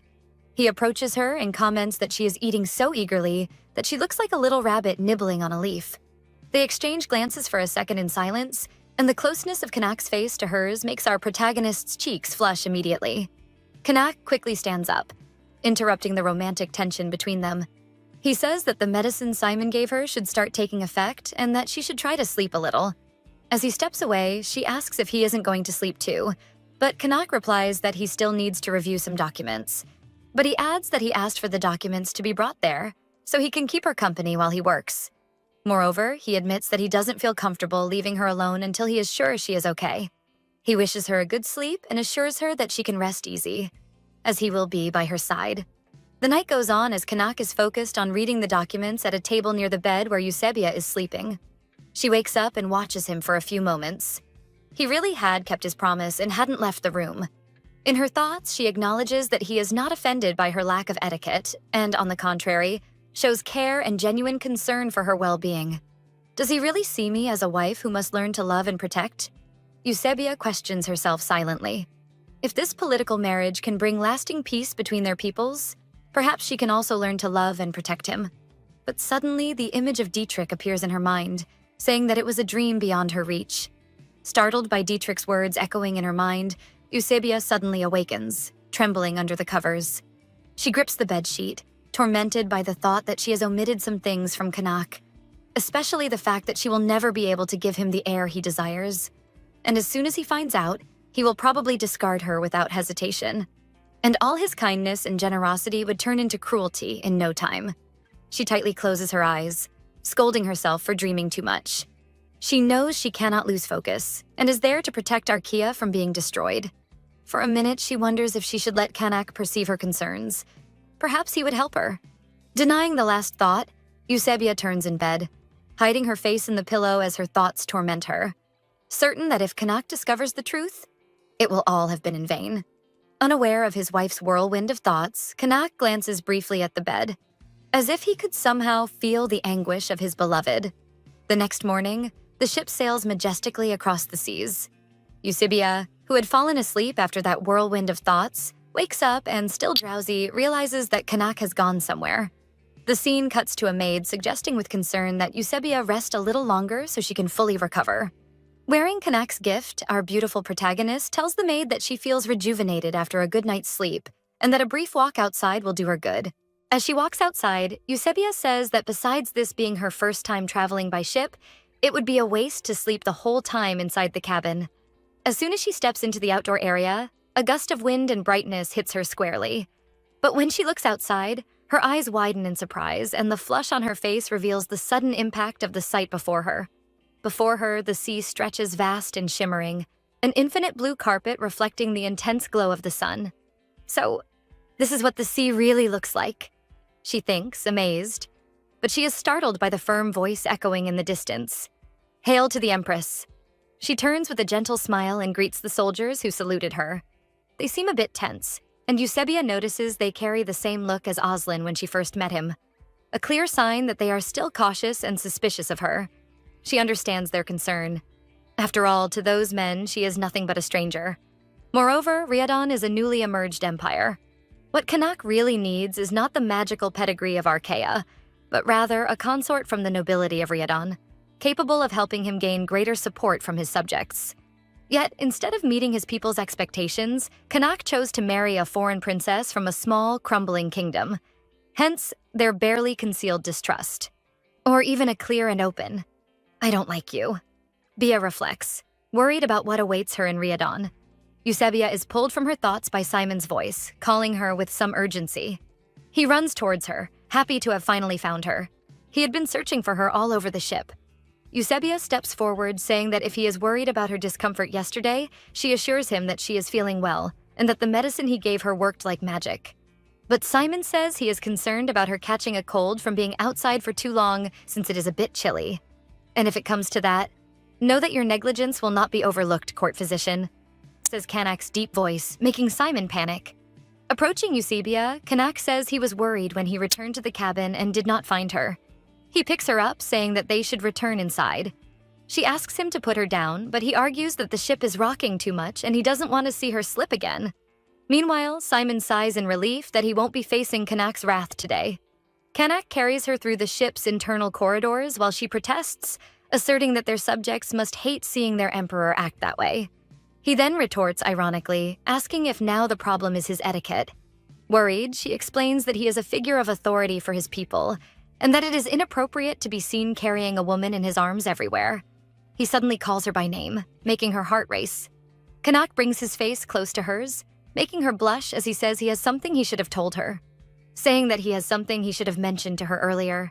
He gently rests his forehead against hers and declares tenderly that this is the reason he sought the crown. With a firm voice, Kanak reveals his ideal. He wanted to change things, to build a country where everyone could live in freedom, free from the chains of etiquette and hierarchy. As he settles her on the bed, he asserts that she should not worry about what his subjects will think, for those who serve him closely have learned to respect him for who he truly is, and those who dared to underestimate him have long since gone. Eusebia gets up to argue with him, but ends up bumping into some books that were on the bed. She curiously looks at two colorful covered books. Holding one of them in her hand, she looks at Kanak and asks what they are. He says he brought the books for her while she was sleeping so that she would have something to pass the time with since there isn't much to do in the cabin. Bia is impressed to realize that there are books inside the ship. Kanak then explains that they are excellent company for long journeys, and that those volumes were brought from the palace library in Riadon. He asks if Eusebia does not like to read, and she quickly hugs the book she is holding, confidently stating that she loves to read. Excited, she says that whenever she has a book she tries to read, but lately she has been quite busy. Kanak then suggests that, if that is the case, they should spend some time reading together. The two spend some time reading, and Eusebia, enchanted by the pages before her, becomes increasingly impressed with the grandeur of the Riadon Empire. She turns the pages of the book and notices that, despite being old and rare, it has been kept in excellent condition. Glancing at Kanak, she remembers having heard that the Riadon Library is one of the largest on the continent. Perhaps his taste for books is the reason for that. It seems that the more time she spends with him, the more she discovers new sides of him. She had always imagined him as a brutish soldier, ready only for battle. She would never have imagined that he was someone capable of spending hours reading books for simple pleasure. As she reflects, she notices that Kanak furrows his brow, deeply focused on the book he is reading. She smiles, finding it adorable, feeling happy to see him so immersed and transformed by concentration. Eusebia recalls that reading has always been her favorite pastime. As she spent long hours alone in the palace, she found in books a remedy for loneliness, a way to know the lives and thoughts of people she would never have the chance to meet. But now, she thinks, casting a glance at Kanak reading beside her, she lies down on the bed. Now she knows what it is like to have someone who understands her enthusiasm for books. It would be so nice if the life waiting for me in Riadon were calm and peaceful. Eusebia wishes as she begins to fall asleep. Some time passes, and Kanak gently shakes her, calling her name as he tries to wake her. Sleepy, she looks at him confused. He then warns her that the ship is docking at the port and that, at any moment, they must be ready to enter the imperial palace. They then board the carriage that will take them to the palace, and Eusebia, worried, asks if he shouldn't make a public appearance first. After all, he is returning with a foreign princess as his wife. His subjects must have been eagerly awaiting this distraction. Kanak replies that in a few days he will make a public statement on the matter, and then his subjects will have the distraction they so desire to satisfy their curiosity. A little embarrassed, Kanak admits that, if possible, he would like to formally introduce her to the people only after they have a proper wedding ceremony in the capital. After all, what happened in Archaea was merely a formality, not a true celebration. Eusebia tilts her head, a bit curious, thinking that the ceremony in Archaea had been simple but acceptable.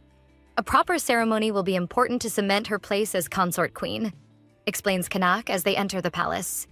The imperial palace clearly reveals itself to be much larger and more majestic than that of a small kingdom like Archaea. The scene then shifts to the maids who formally present themselves to the new empress. At the front of the group, a woman introduces herself as Marianne, the head maid of the imperial palace. Bowing politely before Eusebia, Marianne informs her that all preparations have been made to ensure she feels comfortable. Bia thanks her for that. Marianne then suggests they take a small tour of the palace to help Eusebia feel more at home. The palace halls shine under imposing chandeliers and golden details, while soft light filters through the windows, enhancing the grandeur of the place. And Eusebia notices this, reflecting that everything in that palace seems a true testament to the wealth and prosperity of Riadon. This makes her understand a little better why Archaea lost the war in her past life. They underestimated Kanash and failed to recognize the importance of understanding the enemy. Looking out the window, something outside catches Bia's attention. She points to the building, clearly different from the others, and asks Marianne why that distinction exists. Marianne explains that the mansion is a recent addition to the palace. And noticing the Empress's curious gaze at the mansion, Marianne asks Eusebia if she would like to visit the place. Bia is intrigued, as the building seems an exact copy of the royal palace of Archaea. Despite this, Eusebia replies that perhaps she can visit the place another time. But for now, she prefers to complete the tour of the main palace. Marianne understands the request, and then they continue walking through the corridors of the main palace, while the head maid explains the function of each room. She opens a white door with golden details, richly adorned, and explains that these are the Empress's quarters. Therefore, this will be her room while she is in the main palace. The room is spacious and bright, adorned with luxurious furniture made of intricately carved wood with golden details. In the center, red velvet sofas and armchairs surround a table set with flowers, candlesticks, and elegant trays. In the background, the imposing four-poster bed stands out, surrounded by light and delicate curtains. Impressed by the grandeur of the room, Eusebia comments that perhaps the room is too extravagant for her. Marianne does not respond to the Empress's comment. Instead, she changes the subject and informs her that they took the liberty of preparing a hot bath for Eusebia to relax after the long journey. Still impressed, Eusebia runs her hand over the soft sheets of the bed, while Marianne comments that she will remind all the staff to ensure everything is in order for tonight. For tonight? Eusebia asks innocently. Yes, your Majesty and Madame will spend their first night together in the palace, says Marianne, causing Eusebia to freeze with anxiety. The scene shifts to the night. Kanak, arms crossed, is in the Empress's room, noticing that the environment is a bit different from usual. With some embarrassment, Eusebia explains that Marianne and the other staff prepared the room in a special way that night, to make it a memorable experience for both of them. Memorable night, huh? Now that explains the clothes, says Kanak, casting a fleeting glance at Eusebia. Eusebia is wearing a beautiful dark blue dress. Embarrassed by his comment, she asks if the dress is too much. Slightly averting his gaze, Kanak replies that, on the contrary, the dress looks perfect on her. Perhaps even too perfect. He states that he promised to wait until she was ready to consummate the marriage, but seeing her like that, he admits it is hard to resist. Kanak clears his throat, trying to control his impulses. He walks towards the bed, saying that she must be tired, so it would be better for them to sleep. A bit insecure, Eusebia apologizes to Kanak, confessing that she doesn't know much about matters of the bedroom, unlike him. Kanak turns to her and replies that there is no reason to apologize, as he is not an expert either. Blushing slightly, he admits that he has never had that kind of intimacy with anyone. Surprised, Eusebia spontaneously exclaims, "Really?" Kanak asks why she is so surprised to know this, and she, realizing she was a bit rude, explains that because he is an emperor, there are rules that encourage such things to help ensure the succession to the throne. He sits on the bed, worried. With a needy yet insecure look, he asks if perhaps she would prefer him to be a more experienced man in these matters. Kanak's gaze reveals his fear of not being enough, but also the sincerity and desire to be accepted by Eusebia. And this enchants her, as she never imagined that man could show such a vulnerable expression. Noticing his wife's silence, Kanak tries to break the tension with a joke, saying that now they have a problem on their hands since he can't just go out and educate himself on the subject. Quickly, Eusebia responds that it is nothing like that she does not want someone experienced. She just found the situation unexpected. In a more serious tone, Kanak admits that this is indeed a problem, as neither of them really knows how to initiate something more intimate. He holds her hand and says that maybe they should practice a little together, commenting that he heard the first step is always to hold hands. Kanak then suggests that perhaps after this they should lie side by side and see where that would lead them. Eusebia visibly blushes. Her heart beats strongly and silently thinks, "What should I do?" She agrees with the suggestion but admits that she would like to change clothes first, as she feels uncomfortable in the dress she is wearing. Bia starts to move away from the bed, saying she will go to the other room to change clothes. Kanak asks her to wait, getting up and walking towards her. Gently placing his hand on her shoulder, he comments that the dress she is wearing has buttons on the back. "I can help you unbutton, if that's okay with you." Kanak's hand reaches Eusebia's back, lightly touching one of the buttons of her dress. With the atmosphere charged with delicate tension and expectation, Kanak asks Eusebia for permission again before proceeding. With her permission, the scene shifts to the two of them sitting on the edge of the bed, still enveloped by the atmosphere of anticipation. Kanak slowly unbuttons her dress. He finishes unbuttoning the dress, revealing her bare back under the soft light coming through the window. Eusebia slightly moves her shoulder, a discreet gesture that betrays her nervousness and the anxiety of the moment. Kanak gently moves her hair aside, revealing even more of her back. He feels the urge to touch her, and his hand moves almost instinctively towards her, but Kanak interrupts the gesture. The pause reveals his hesitation, not from a lack of desire, but from the care of not crossing the line before Eusebia is truly ready. Eusebia thanks him for his help, and Kanak steps back, softly saying he is happy to be able to help her. The scene changes. We see Eusebia lying on the bed, clearly embarrassed, recalling what happened a little while ago, and scolding herself for making the emperor do the work of a servant. Kanak calls her in a low tone, asking if they are not going to practice. Lying next to her, Kanak extends his hand towards her, asking her to come closer, while gently protesting that they should be holding hands. She approaches him as if fulfilling her part of the agreement, and they finally hold each other's hands. Eusebia, trying to make conversation, asks if he is not feeling uncomfortable, since he had his own room during the trip, and now it must be strange to share the bed with her after getting used to sleeping alone. Kanak, however, replies that it is not uncomfortable for him, and that in fact he spent every night in her room during the trip. He recounts a night when he woke up because he heard Bia talking in her sleep. She was tense and clearly whimpering, having nightmares. He gently stroked her hair, concerned, and he stayed by her side to comfort her. Kanak explains that he had promised her he would take care of her, and since she was having nightmares, he felt happy to be able to stay by her side to calm her. Realizing how affectionate and attentive Kanak is, Bia confesses that he is not at all like she thought. She says that before they crossed paths, all she heard about him were frightening rumors, so she expected a bloodthirsty and ruthless emperor. But he is surprisingly easier to approach than she imagined, Bia continues, as Kanak extends his free hand towards her. She admits that she feared she was not what he was looking for in a wife. But Kanak surprises her by tenderly caressing her face, interrupting her words. Her heart races in response to his touch, while Kanak asserts that he could not have wished for a better wife, and that he has never regretted sealing their union before the altar. He glides the tips of his fingers over her skin, gently strumming her, while affirming that she will always be needed there, by his side. These words make Eusebia freeze with worry. With a more serious voice, she replies that she is happy to hear that, and that she is very grateful to him. But our protagonist's mind decided to sabotage her again, making her believe that she should not be swayed by emotions, and that Kanak is only with her because he wants a woman capable of bearing an heir who can use magic.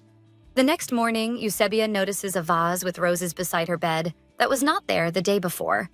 She gently touches the roses, wondering if one of the servants placed those flowers there. Marianne enters the quarters, asking if Eusebia had a pleasant night. Excited, Bia replies that yes and wishes her a good day. Bia comments that she had a very relaxing night and thanks her for the flowers, adding that their scent is quite pleasant. Marianne respectfully bows, asking if there is anything else she would like. Eusebia notices that Marianne is extremely diligent in her work and always very polite, but just like the soldiers on the ship, she keeps her defenses up all the time when she is near her, as if she does not fully trust her presence. Not letting this affect her, she tries to think positively and concludes that lamenting will not help her at all. After all, she has so many things to do that self-pity would only waste her time. In response to Marianne, Eusebia said that after breakfast, she would like to see the castle's library. Just like the rumors, the library of the Riadon Palace is indeed grand. Eusebia is impressed with the number of books. The servant near Marianne says that the Empire has gradually accumulated books, including several unique ones that have never been published. While he speaks, she quickly turns in his direction, seeming to have noticed something. She asks if there is a section of the library dedicated to books on magic, and the man promptly replies that yes, but that this section is private and can only be accessed with the Emperor's permission. Smiling, he says that logically this includes the Empress. Excited, Eusebia asks him to take her to the section in question. She runs her hands over the books, anxious about all the information that may be contained in that place. Perhaps one of these books has information about the guardians of Archaea. While looking at the books thoughtfully, a particular book catches her attention. A bright green book with golden details, she seems to recognize the book. Could it be the one she is thinking of? She picks up the book and then walks to one of the tables.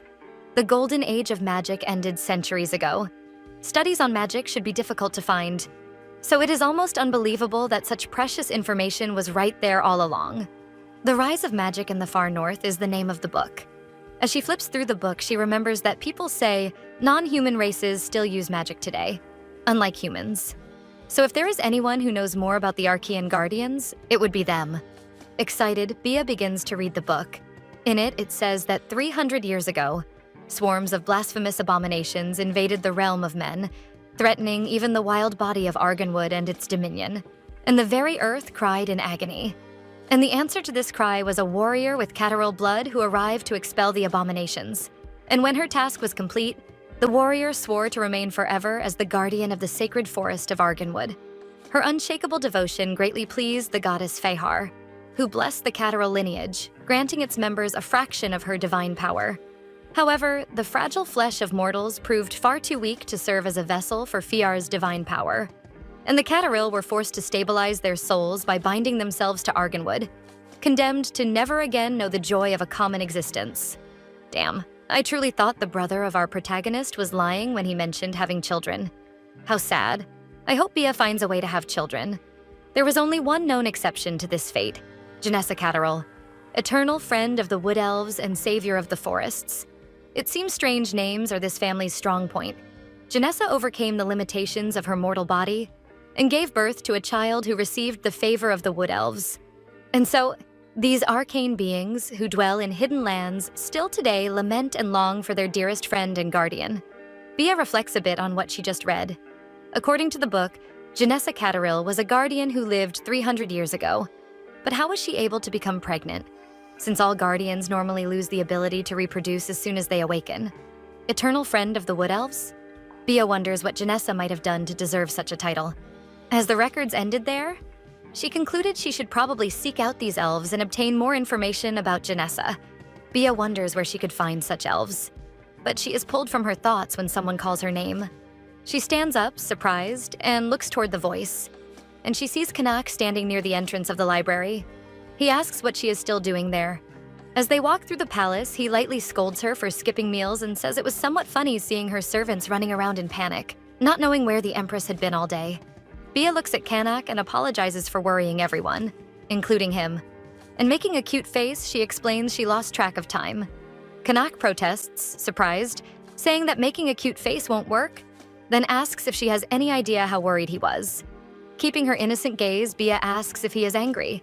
Kanak replies that he is not, but then asks her to forget what he said and apologizes for raising his voice when he scolded her, which leaves Bia confused because he did not yell at her like he claims he did.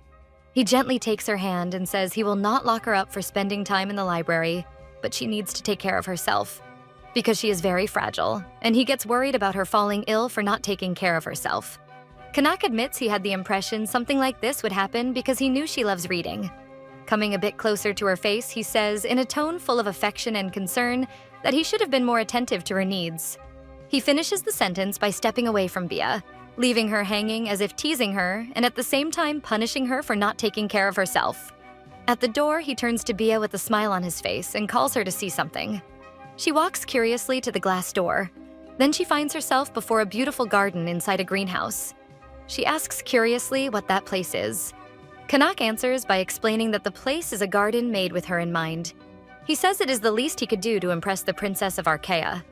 Bia, loving the place, approaches a flower bed. She looks at the beautiful flowers and then gently touches one of them. Then she gives a sincere smile and says that everything there is simply lovely. Kanak asks if those flowers aren't her favorites. And Bia confirms that yes, she likes small and delicate flowers, especially when they come in a variety of colors. He says now in a calmer and gentler tone that he is happy she found something to keep herself occupied. But he asks her to remember to take breaks and breathe some fresh air, and also asks her to please not skip meals anymore. And that there are other beautiful gardens in the mansion, so she can explore them freely whenever she has free time. Kanak adds that the mansion is a recent addition to the royal palace complex. When he says that, Bia remembers Marianne mentioning that the mansion was recent. She then wonders if that means Kanak built that mansion in the style of Archaea and those beautiful gardens because of her? Did he do all of that to make her feel comfortable outside her own kingdom? Bia stares at Kanak for a few seconds, but quickly looks away, reminding herself not to be fooled by him, though she admits it is a very difficult task when he is so gentle with her. Then she notices that a specific flower in the garden is a little strange and that the flow of mana is particularly strong around that flower. She touches the flower again, thoughtful. Kanak, noticing this along with Bia's silence, asks if everything is all right. She begins to explain that yes, she was just admiring the flowers when she remembers that using magic outside Archaean soil should be impossible. But perhaps she somehow managed to retain enough magic to talk to plants. But Bia is determined to do this without Kanak noticing. She stretches her hand toward the flower and gently touches one of the petals, and as soon as she does that, a voice echoes saying, "No," and that startles Eusebia. The voice then asks, why she came? And right after says that she needs to save herself, run away from there. Run as far as possible. Bia looks around, frightened, asking herself who she is supposed to run from. Kanak, noticing the despair in her eyes, asks what is wrong, why she is so scared. But the voice continues, saying that she needs to go. Needs to go now because otherwise she will die there. Then we are transported to the past, exactly 1 week ago, to that same greenhouse, where a man and a woman meet. He asks her if she has thought about it yet. The woman responds, saying that no matter how many times he asks, her answer will always be the same. The man clicks his tongue in slight frustration and asks her to be a little more flexible. After all, things could work out well for both of them. The woman is clearly irritated by the man's comment. She firmly states that she would not be insulted. She said that if there was anything that kept her standing all those years, it was the pride she had in her profession. The man laughs with disdain, saying that pride is a lovely word. Then he asks in a threatening tone how much her pride is worth compared to the value of her precious younger sister's life.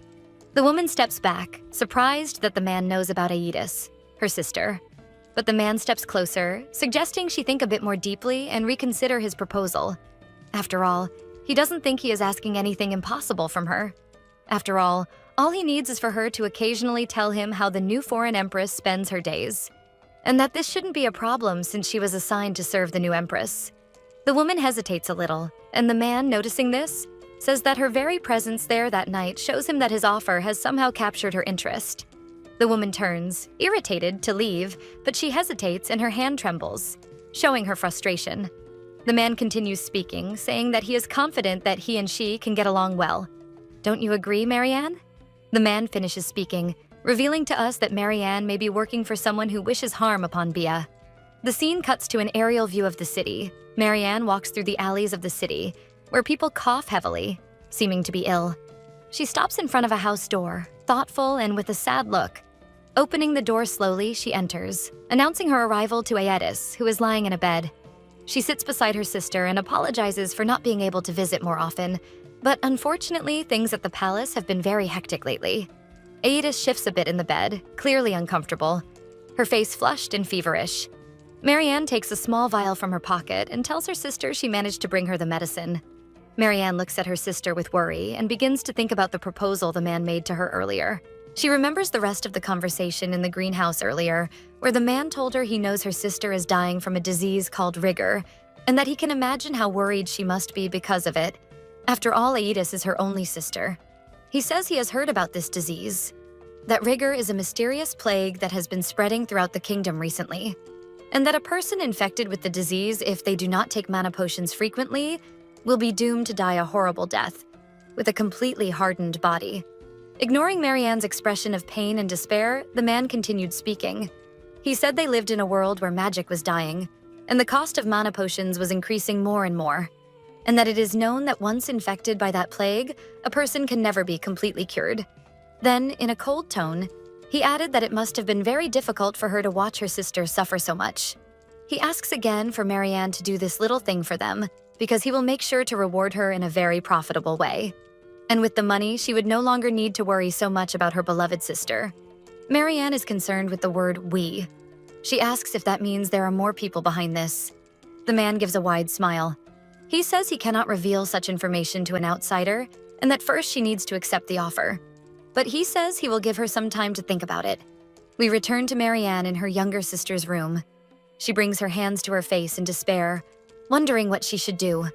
The scene cuts to Oslin handing documents to Kanak while explaining that those are the expected quarterly tax revenues from the West. He also explains that they included a set of tax reform proposals for consideration. Kanak takes the documents, thanking Oslin, and telling him to keep up the pace so they can present a finalized tax reform plan to Parliament in the next session. Massaging his shoulders, Oslin says yes, but adds that without a doubt this would upset more than a few people. The traditionalist nobles would spare no effort to block the approval of the bill, as if their own lives depended on it. Kanak throws the documents on the table, a bit irritated, and says that if they allowed that, the nobles would try to abolish the civil service exam they had implemented next. Oslin shakes his head as if mentally reprimanding the nobles, and says those nobles still believed in the old nonsense and the outdated idea that only those of noble blood were worthy of governing. Kanak says they are the same people who consented to crown an enslaved soldier as their emperor. Oslin disagrees, saying they never consented. They merely submitted, and the problem with submission was that it usually returned in the form of a revolt. Then he asks Kanak not to forget that. Kanak grumbles and calls the nobles old snakes, stating that he would have ordered them beheaded along with that tyrant, if they had not been essential in securing his throne. But Oslin counters Kanak's comment, saying they both know he is far too good of an emperor and that he would never do such a thing. Kanak says he is not a good emperor. He is just tired of spilling blood on this land. He remembers when Bia told him that he was very different from what she had imagined. And thinking, he wonders if she would still like him and think he is a hero, if she saw his past. Kanak sighs, a little frustrated, then massages his neck and becomes thoughtful again. Meanwhile, in the gardens, Eusebia is near the flower bed when someone approaches and asks if the madam had called her. Bia stands up, telling Marianne that yes, she had called her. The maid appears more tense than usual, but Bia looks at her with a smile on her face and says that there is something she would like to ask. Will Bia finally use her plant-talking magic for political advantage? If it were me, I'd put a potted plant in every room of the palace. Marianne asks how she may serve her, and Bia invites her for a small walk in the gardens. The two begin to walk, and Bia comments on how grand the greenhouse is and how she could hardly believe what she was seeing the first time she visited it. She continues the conversation while mentally thinking that in the beginning, it had been a great shock for her. Because with magic disappearing from that world, she never imagined she would be able to communicate with plants outside Archaea. She remembers the first time she communicated with the flower in the greenhouse and how Kanak became worried when he saw her reaction. At the time, as soon as she realized how she had reacted, she told him she had seen something that scared her, but that, looking again, it was nothing. As soon as she composed herself, she began speaking again with the flower, asking it to explain better what was happening and why her life was in danger. The flower told her that there was a woman among the staff, the head maid, and that she had been meeting frequently with a mysterious man in the garden, and that they talked a lot about Eusebia. Bia is surprised that Marianne is involved in something, so she asks the flower to show her its memories of that night so she can try to understand what exactly happened. A small glow emanated from the flower as it spoke softly, telling Bia to view its memories freely, because it, just like all the plants in that place, stood by her side. After seeing in detail what happened a week ago, Bia understands what is happening. Returning to the present, Marianne calls for Bia, noticing how distracted she is. Eusebia apologizes and explains that her mind wandered to many places while she was observing the beautiful flowers. The two resume their conversation as they walk, and Bia asks Marianne if she likes flowers, to which the maid confirms yes, because they are very beautiful. Bia gives a small laugh and says that is quite an interesting way to put it. But the maid says it is nothing special and she simply likes flowers. She then extends her hand and picks a small rose from the garden. Remembering her younger sister, she looks at that rose and says that, unfortunately, things that are very beautiful end up wilting and rotting very easily, and that is the only thing she fears. Then she comments that her sister truly likes flowers very much. Bia asks, sounding a little surprised, if she had a sister. Marianne answers yes, and that she is 10 years younger than her, and that because their parents passed away very early, she ended up becoming a mother to her sister. She also says that her sister has been living alone ever since she accepted the position of head maid. Bia looks at Marianne with empathy and says that things must have been very difficult for both her and her sister. Taking advantage of Bia's comment, Marianne says that nothing would make her happier, nor bring such peace to her mind than having her sister living with her in the palace. But unfortunately, she explains that there is no place for the sick there. Eusebia repeats the word sick, as if asking a question, intrigued by what she had just heard. With a painful expression, Marianne explains that her sister has a disease called rigor, and because of it, she has been desperately searching for a cure everywhere. But it has been in vain. Marianne widens her eyes in shock as she realizes what she has just said. She immediately begs for forgiveness, saying that her words were extremely inappropriate.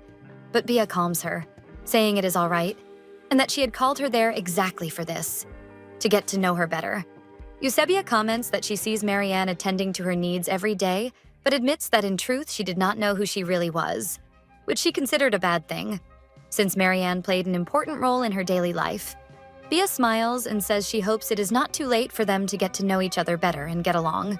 Mentally, Bia admits that she had interpreted Marianne's coldness and behavior as a sign of prejudice against foreigners. But without realizing it, she had been the one making premature judgments. Things would not have reached this point if she had been more attentive to those who served under her. She thought she had already learned enough not to repeat the mistakes of her previous life. But upon reflecting, she realized she still had not freed herself from the habit of keeping people at a distance, of hiding from them without spending time to truly understand them. And that needed to change. She was no longer the naive princess who died after spending her entire life hidden in a dark corner. Now, she was an empress whose duty was to observe and guide the people of her nation. Returning from her thoughts, Bia takes Marianne's hands and tells her not to worry, because she would find a way to help her sister. Marianne, surprised, says that Her Majesty should not concern herself with such trivialities. But Bia shakes her head with a smile and firmly holds Marianne's hands, saying that such a thing is absurd, and that from now on she is her responsibility. Our protagonist is determined to stop running from her problems and hiding. It is time to try to make a difference.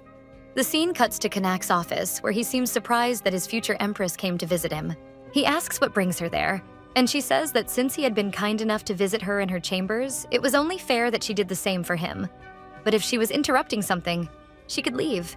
Aslan starts to say that yes, but is quickly pushed aside by Kanak along with the documents. And then the emperor turns to Bia and says that she is not interrupting anything, and that in fact he was just finishing things up. Bia becomes excited, saying that then the timing was perfect. She blushes a little and then invites him to have dinner with her. This leaves Kanak impressed and slightly flustered. In the dining hall, the two have dinner in front of a table filled with food. Bia then comments that this must have been quite a big surprise for him. In reality, she hadn't expected him to accept, since she had invited him so suddenly. Kanak replied that the timing was ideal. After all, it was almost time for dinner. But he also says he is happy that she took the initiative and invited him. Embarrassed, she says she feels a bit bad for making the cooks work extra at the last minute. She looks at the full table of food and says they seem to have worked very hard to make all of that. He seems surprised and comments that he truly didn't expect that reaction from her, since the dinner was simple, the usual. And she is shocked to hear that all of that was the usual. She almost let slip that she used to have quick meals while reading in the library. Curious at her reaction, he starts to wonder what her day is like. He sighs and lifts a hand to his forehead. Realizing what she has still been doing regarding quick meals, he says that it's a good thing they are having dinner together, or else he wouldn't have noticed. or would have taken longer to notice, that she is not taking proper care of herself. And with that, he says that starting today, they will have meals together. Bia feels a bit sad about this because she knows there is still a lot she wants to research more deeply in the library. And for that, she needs to use her time effectively. She tries to argue that he is a busy man and she doesn't want to bother him, but he counters that she is more important. He cuts a piece of raspberry cake and offers it to her, saying that it is her favorite. While she eats the cake, he asks what she has been thinking about lately. With a slight smile, he comments that there must be a reason she wanted to see a busy man like him, but he says he will always be available to listen to her. Bia, hearing that, goes straight to the point. She admits she wanted to talk about something, specifically Marianne, the head maid. Bia told him everything that had happened, and Kanak said it must have been very difficult for her. Then Bia asked if he knew Marianne well, to which he replied yes. After all, he was the one who brought her to work there, and that she is very qualified and officially trained by the stewardship. Because of this, she has impeccable etiquette and is meticulously attentive to details. Almost the perfect person for the job. Kanak adds that he noticed her frequent outings from the palace, but he had no idea she was dealing with something so difficult. He lets out a long sigh and says that no one could work peacefully knowing they have a family member dying from rigor. Eusebia takes the opportunity and asks Kanak for authorization to bring Marianne's sister to live in her mansion here in the palace, so that Marianne can take care of her sister without it distracting her from work. Kanak asks why not send the girl to the palace hospital. After all, Simon and the other physicians of the royal court are planning to begin research on this new disease there. And it is also very well equipped, in addition to being close to where Marianne works. Bia becomes excited with the news and asks if that means she has permission to bring the young girl. Kanak smiles and says that she is the empress, and there is nothing she cannot do within the borders of this nation. Eusebia is impressed and thoughtful at the emperor's words, and he, noticing the astonished expression on her face, asks if she is all right. She thinks that it really means a lot because she imagines how hard it must be for Marianne to deal with all of this alone. Kanak says humbly that he simply added something to the suggestion she herself gave. Gently touching her hand, he says that she should be giving the credit to herself. Bia becomes slightly flushed at the warm touch of Kanak's hand on hers. Then, regaining her composure, she replies by saying that Kanak gave the better solution and suggests that they should say they both participated in this decision. He smiles and says that is a good solution. Bia nods and returns to eating, mentally wondering why she feels so nervous and anxious in Kanak's presence. And with no answer, she decides to finish her meal quickly and leave soon. Kanak, observing her, tells her that there is a small crumb on her cheek. She brings her hand to her face to wipe it, asking Kanak where exactly the crumb is. But when she misses the spot, he reaches out his hand toward her and wipes the crumb himself, leaving Bia a bit surprised and making her heart beat a little faster. She thanks him, blushing slightly. The two stare at each other for a moment, both seeming mesmerized by one another. Kanak, in a sweet tone, says her name, Eusebia. Then he leans his face closer to hers, almost as if he were going to kiss her. But then the dining hall door swings open forcefully and Oslin rushes in. He says he was looking for Kanak because he urgently needs him to look at a document. Until he notices the situation he has just interrupted and asks if he is getting in the way of something. But from the sudden shock of the door opening out of nowhere, both Kanak and Bia are embarrassed, looking in opposite directions. Kanak sighs, a little frustrated, and then asks which document Oslin is referring to. Mentally, our protagonist is thinking about what has just happened. They almost kissed. Kanak's voice thanking her for her company at dinner pulls her out of her thoughts. He adds that they should do this more often and that her company was very pleasant. She nods, but then immediately goes back to fighting with herself internally. She doesn't understand what kind of feeling makes her so anxious near Kanak, and therefore does not know what to do in this situation. The scene cuts to Eusebia in her office. Marianne, incredulous about what she just heard, asks Bia if she really understood it correctly. If her sister really will be treated at the palace hospital. With a confident smile on her face, Bia confirms that yes, the emperor also granted permission for it.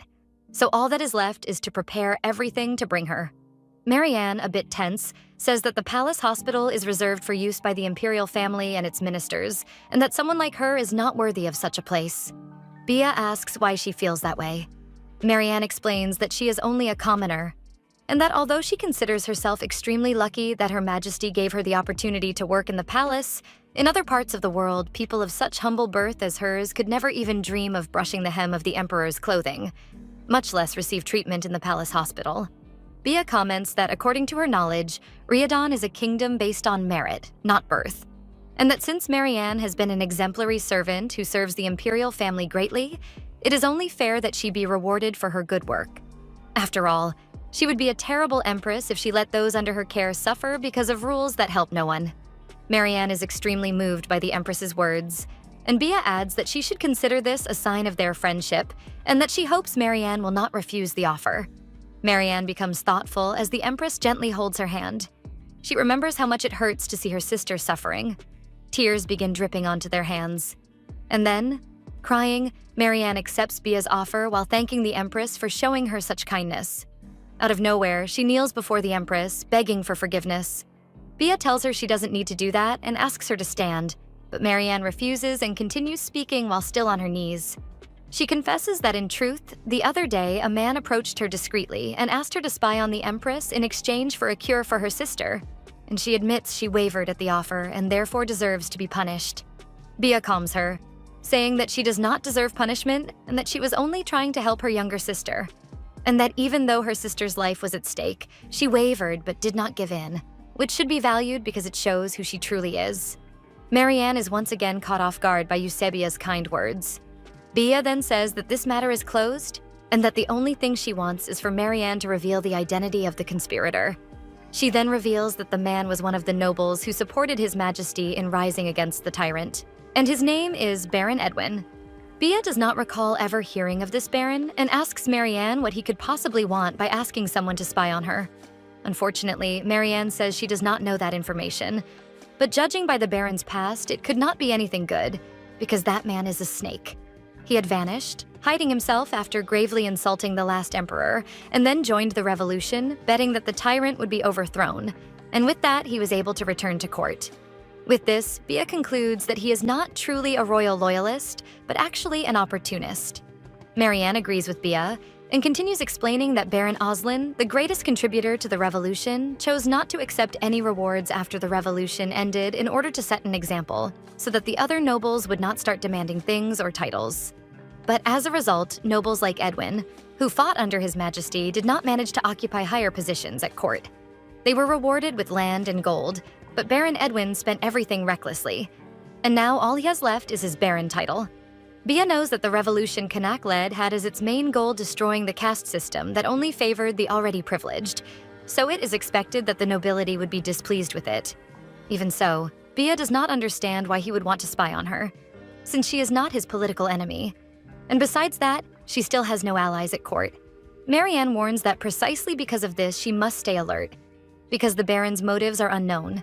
Bia remembers that in the flower's memory vision, the Baron said, "we," which indicates that there are other people behind this. Then Bia realizes something, and asks Marianne which fiefdom was given to the Baron. She answers that it was somewhere in the northeast region, on the border with some non-human races in the kingdom of Archaea. Bia concludes that then the other conspirator must be. As soon as she concludes this, the communication necklace she received from her brother glows. She feels a bit guilty for not having realized this earlier. There is only one person in this world who would go to such lengths to ensure she is watched. Bia is sure that Dietrich still does not trust her, and therefore placed a spy to observe her. Marianne sees the Empress so focused and ends up calling for her. Bia is pulled out of her thoughts at the maid's call, thanks her for having been honest and for telling her the truth. Then Marianne says there is something else she would like to say. If the Empress allows it, she would like to get closer to the Baron, but as a double agent. Bia finds the idea interesting, and Marianne continues explaining her plan. She knows the Empress would like to delve deeper into the matter, but an official investigation would quickly alert the enemies, which could make the mastermind behind everything hide. Besides, it would be dangerous for Bia to act on her own. For this reason, Marianne would like to offer herself to help her. She wants to gain the Baron's trust by accepting his proposal and then discover who is truly behind all of this. Bia becomes worried. Although the idea is useful, it could put Marianne in danger if she were discovered. But the maid says that this is a risk she is willing to take. After all, the Empress not only saved Edith's life, Marianne's younger sister, but also forgave her for even considering being disloyal and accepting the Baron's offer.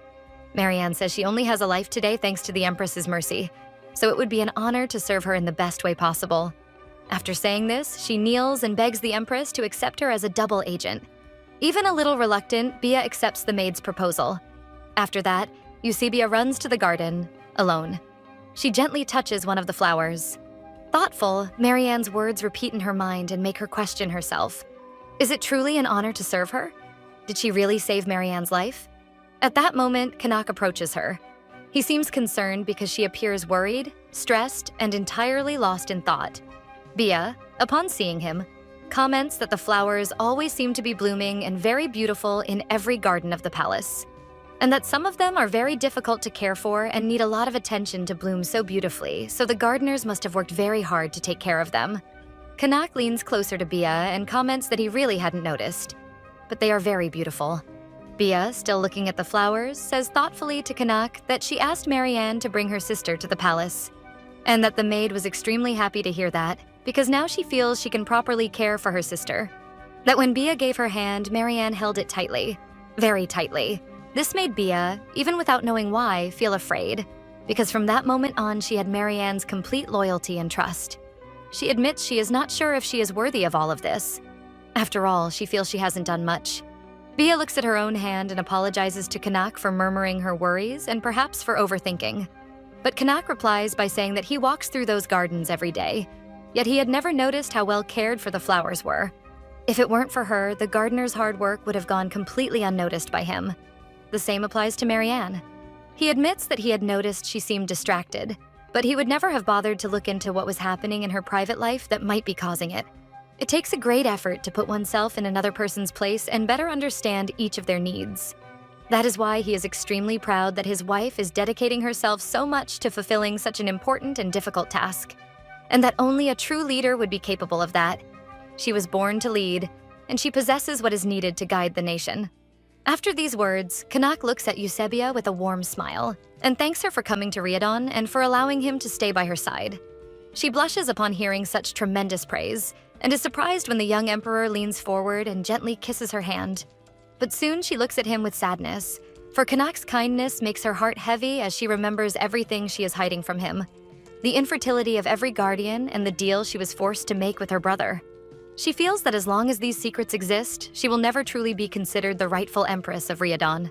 But despite the winding paths and the lies involved, Bia wants to continue trying to reach a happy ending, not for herself, but for those around her. That is the only way she will truly be able to help, protect, and guide the people who are precious to her. With that thought in mind and already in her office, Bia opens the drawer of her desk. She takes out the communication pendant her brother gave her and pauses to look at it with a sad but determined expression. She then greets her brother through the stone. Dietrich seems surprised to hear his sister's voice. He even comments that since he hadn't heard anything about her for so long, he thought she might have been destroyed by the emperor. But contrary to what he expected, it seems she has managed to please him. Despite her brother's rude comment, Bia apologizes for making him worry.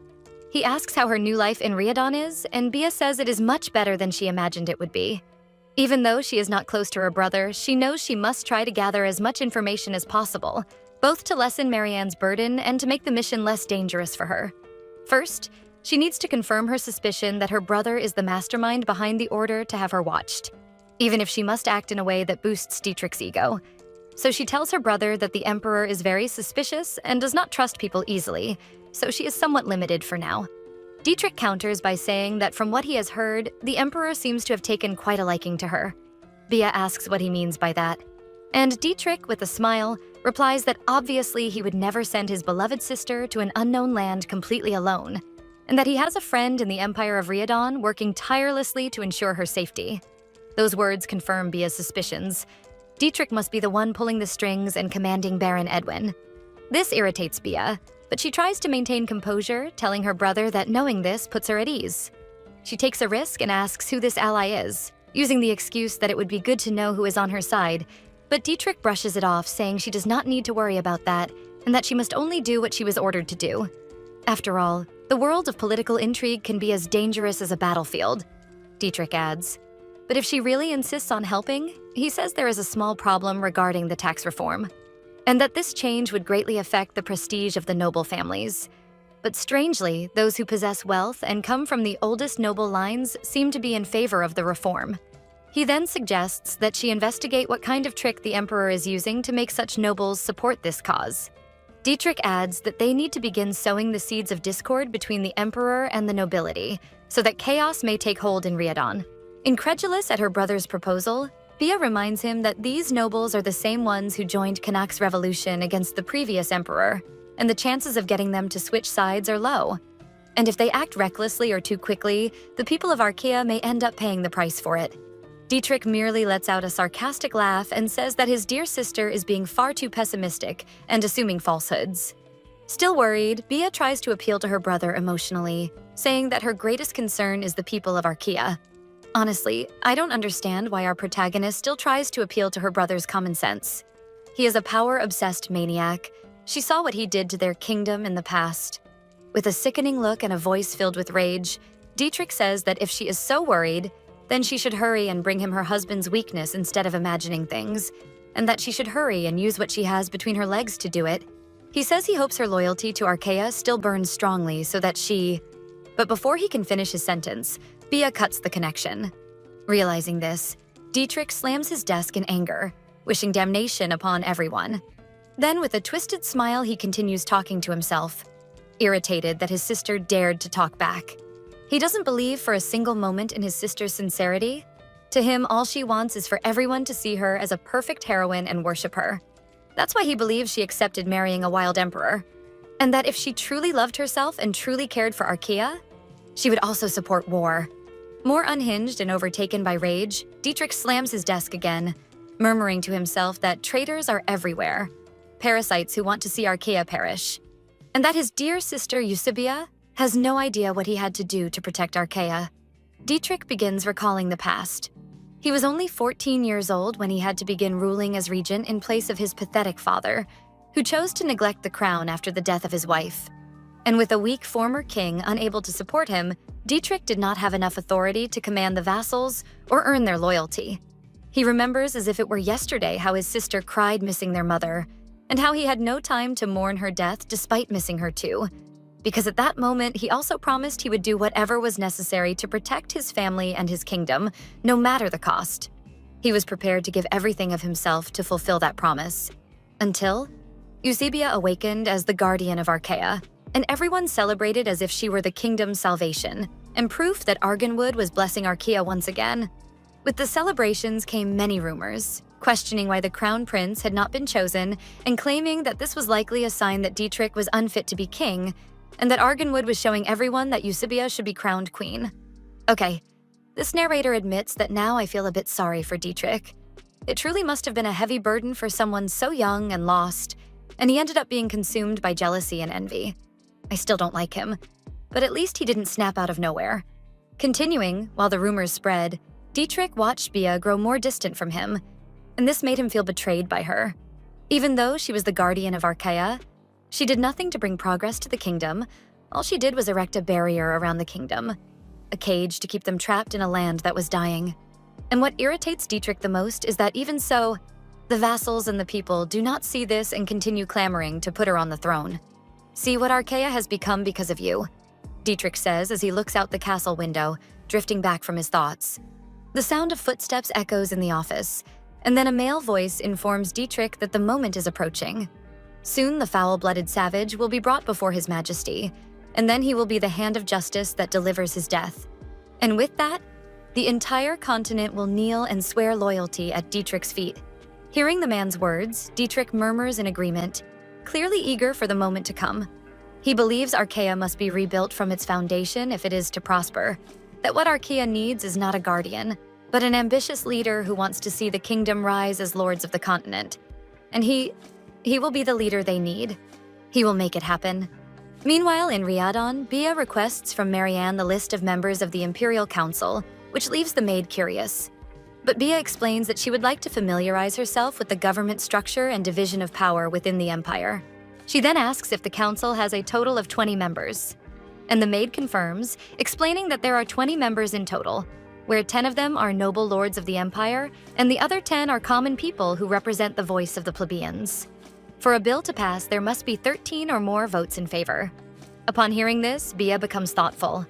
Equal voting weight for both commoners and nobles, the debate must be intense when a new proposal is brought forth. She then concludes that the members of the Imperial Diet must be the most well-informed people in the government about the current situation of Riadon. But Dietrich knew about the tax reform proposal long ago. Yet a low-ranking official like Edwin would never have been able to get his hands on such an important document so early, which can only mean that there is someone else allied with Dietrich, someone who is part of the Imperial Council. Realizing this, she then asks Marianne if the Empress requesting a meeting with the Lords of the Diet would attract too much attention, and if it would look like she was meddling too much in politics. Marianne then says that from what she knows, the wives of the Diet members usually organize afternoon tea gatherings to create friendship bonds among themselves. So the maid suggests that Bia should organize a similar tea gathering and invite the wives, because that would be the perfect excuse to gather information without raising suspicion. Bia thanks Marianne for the excellent advice, and with that, the woman withdraws, saying she will make the necessary preparations for the event. The maid then asks if Eusebia has any preferred location for the event. Bia answers that since it is an event to appreciate good tea, it should be held in a place with a memorable view. Some time passes, and the scene cuts to the flower greenhouse of the mansion, where we hear Marianne welcoming the invited ladies. As they follow the maid toward where the Empress is, the ladies comment among themselves on how beautiful the garden is, and that despite rumors saying the marriage between the Emperor and a princess from another kingdom was merely political, looking at the care the Emperor put into this place, it seems he truly found the love of his life, which makes the ladies eager to meet the Empress. And Eusebia, stunning in a beautiful green dress, greets her guests, leaving them speechless for a moment with her beauty. Excited, the ladies praise the Empress's beautiful garden, and one of them curiously asks if it is true that the Emperor built this place especially for her. Another comments that it is truly a romantic and devoted gesture from His Majesty to do that for his wife. Bia smiles at the compliments, but mentally she is far more pleased that she managed to gather all the wives of the most influential men in the empire. Then a beautiful red-haired lady, Duchess Evelyn Haley, comments that the Emperor was so attentive to the Empress that she must already feel at home, even while living in a palace of another kingdom. The Lady of House Haley, a family with royal blood in its veins, famous for producing several queen consorts during the reign of the Fernan dynasty, but also the first house among the ancient nobles to openly support Kanak during the revolution. In reality, everyone sitting there is, in a sense, a winner in the political game. People who not only survived the revolution, but managed to maintain some degree of social status in the empire, even after such great upheaval. For that reason, Bia knows that how she speaks and behaves in the presence of these women will open or close doors for her entry into the socio-political sphere of Riadon. Eusebia takes a deep breath, thoughtful, then quickly scans her guests and notices that a green-haired lady sitting at the end of the table seems uncomfortable, not wanting to socialize with the others. Marianne had told her that this particular lady is Oslin's younger sister, Marchioness Linbera Bruche, and something about her makes Bia remember herself from her previous life. Eusebia then calls to her, asking if she is enjoying the tea that was served to her. Linbera, who is distracted, is startled by the question. She responds stammering that yes, and that she had never tasted such tea before, and that her family has a tea plantation But before she can finish speaking, one of the ladies sarcastically asks if Lynn is aware that she is in the presence of the Empress. Evelyn addresses the Empress, saying that poor Lady Linbera did not intend to disrespect anyone, but she rarely speaks during the gatherings, and when she does, she usually struggles, being extremely shy. Other ladies begin whispering and mocking Lynn for bragging about the tea plantation, since the lands of House Bruche are so cold that almost nothing grows there. One of them recalls that the Empress also comes from the north and asks if she is remembering that correctly. Bia simply watches in silence, and Evelyn speaks again, commenting that the northern region of Riadon is far too cold to grow anything, and that life there is quite difficult, even for nobles, let alone the poor commoners who serve House Bruche. She then asks Bia if Arkea is the same way, but Bia, perceptive as always, knows that this question is actually a disguised test. The ladies are openly mocking the sister of a newer noble, and this is their way of forcing the Empress to choose a side between the old nobles and the newly risen ones. And worst of all, Bia has no way of knowing which of these sides is secretly helping her brother. But our protagonist is a natural leader and knows exactly what she must choose for her plan to advance, though she wonders if this is truly the right thing to do. For a moment, all the certainty and confidence she had slips away, and she feels insecure, until she remembers Kanak's gentle touch, the tender way he kissed her hand, and the trust and pride he has in her. The doubts fade from Bia's mind. She had already chosen her path that night, when she decided to keep trying. She looks confidently at her guests and begins to say that indeed, the north is a frozen desert, and life there will never be easy. Evelyn smiles, pleased with the Empress's answer. But before she can say anything, Bia continues, saying that nevertheless, many people consider the north their home, and that home is where the important people are. But that she is flattered that the ladies of the court know so much about the life in the distant north, and that this speaks highly of their compassion for the lives of the northern people. And seeing such a display of concern convinces her that they all take excellent care of their people. Lin is surprised by the Empress's subtle defense of her. Evelyn interrupts the moment, saying that she is not sure she understood what she just heard. Bia looks curiously at the Duchess, saying that she only meant what she said, that Riadon had a harsh winter, and that she is concerned about how people managed in each fief. One of the ladies replies that in southern Riadon the winter is milder, and that the goddess blessed the south. Bia gives a subtle smile and rhetorically asks if that is really true, because she heard that last autumn's harvest was extremely scarce due to droughts, and that there are documents saying that emergency grain was distributed to those in need. Evelyn seems surprised to hear this, though it's unclear whether she did not know the information or is simply shocked that Bia knew about it. Eusebia continues sarcastically, commenting that the goddess's blessing is still far from the reach of many of them who must survive winter with so little, and that no one is immune to hunger. It can strike both the north and the south. Therefore, they must keep eyes and ears open to try to reach those too weak to even cry for help. Then she asks if she is assuming correctly that everyone is taking good care of their fiefs, and asks why everyone seems so shy to admit that they also have problems in their lands, just like Lady Bruche. Bia asks if perhaps Lin would like to share with everyone how the people under Bruche care dealt with the hardships of last winter. Blushing, Lin replies quickly that she would love to share. She explains that in Bruche territory, the land freezes during winter and harvesting anything during that season is impossible. Therefore, the emperor sends provisions every year, which are used during the winter. But the taxes to the empire are still paid during the winter with timber. They pay the local farmers for the timber harvest, and with that money, those farmers survive the winter. Furthermore, she and her husband often reduce their own spending, saving and using those savings to buy food for the people. Hearing this, Bia comments that it is truly altruistic of the Bruche family to empty their own coffers to keep their people warm and well-fed during such severe winters. Evelyn turns to the Empress and asks what answer she wants to hear from them. Eusebia simply repeats what she has already said, that she only wants to know how each fief cared for its people during last winter. But to be honest, she says she took a look at the trade records before this little gathering, and they show an enormous amount of iron that was purchased by the fiefs of houses Hele and Gautier. While the Bruches used their own coffers to help their people, Bia would like to know what those two houses did about the matter, and what the reason was for such large purchases of iron.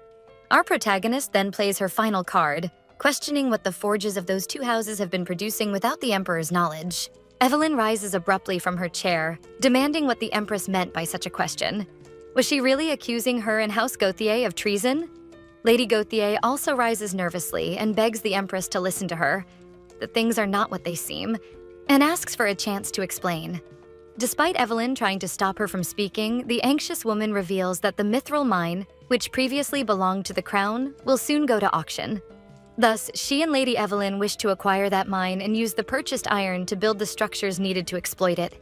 Bia is surprised by this information and concludes that Kanak must have agreed to place the mines in the hands of the old nobility in exchange for their support in the Diet vote. This is how he keeps a level of control over the old nobles. While Bia is absorbed in her thoughts, Evelyn bites her lip, clearly irritated. She protests, saying that even though the Empress does not seem favorable toward them, their houses stood by the current emperor and fought against the former tyrant during the revolt, and that it is a tragedy to think that they and their houses risked their lives for the nation only to be rewarded with disregard. Evelyn then asks the Empress for permission to leave, saying that she and the others will withdraw for today. A few weeks after the event with the ladies, Eusebia sits suspicious and thoughtful in her office. After all, she has not received a single letter from any of the ladies. This can only mean that Bia likely became a thorn in their side. What I find really funny is that Bia never mentioned treason. She just wondered what they did for their people. And the ladies jumped the gun and outed themselves immediately.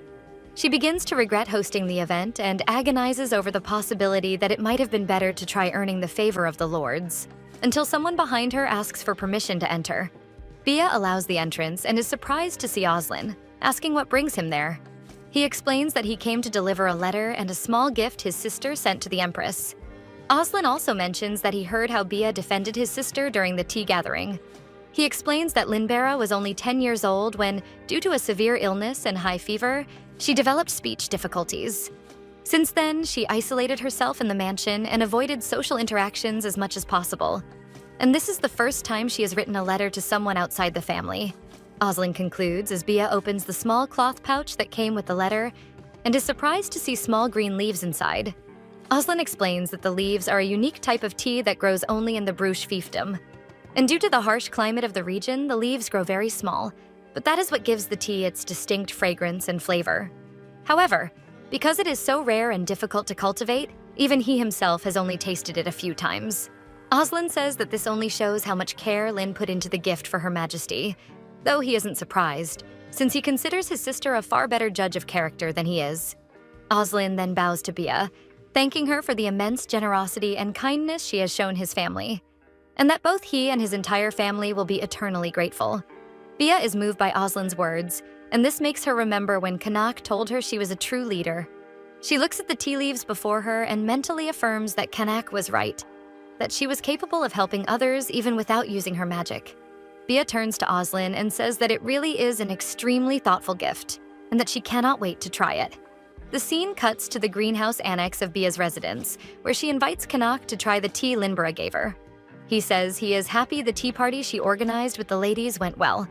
Eusebia responds that she believes the effort was worth it, because she managed to become friends with Linbera and her brother, since Lord Oslin has been very kind to her since then. Kanak appears surprised and clearly a bit jealous upon hearing his wife call Oslin by his first name, since she previously referred to him as Lord Vaynar, and he asks her since when she started calling him that. Bia explains that after the tea party, he himself asked her to call him that, since he is merely her vassal and she holds a much higher position than he does. She gives a small laugh, remembering his words, because before she was certain he didn't like her, so the recent events truly surprised her. Kanak comments that she seems quite pleased with the situation. Eusebia responds that she is more than pleased. She is very happy, because she managed to get closer to her husband's inner circle just as he had asked her to.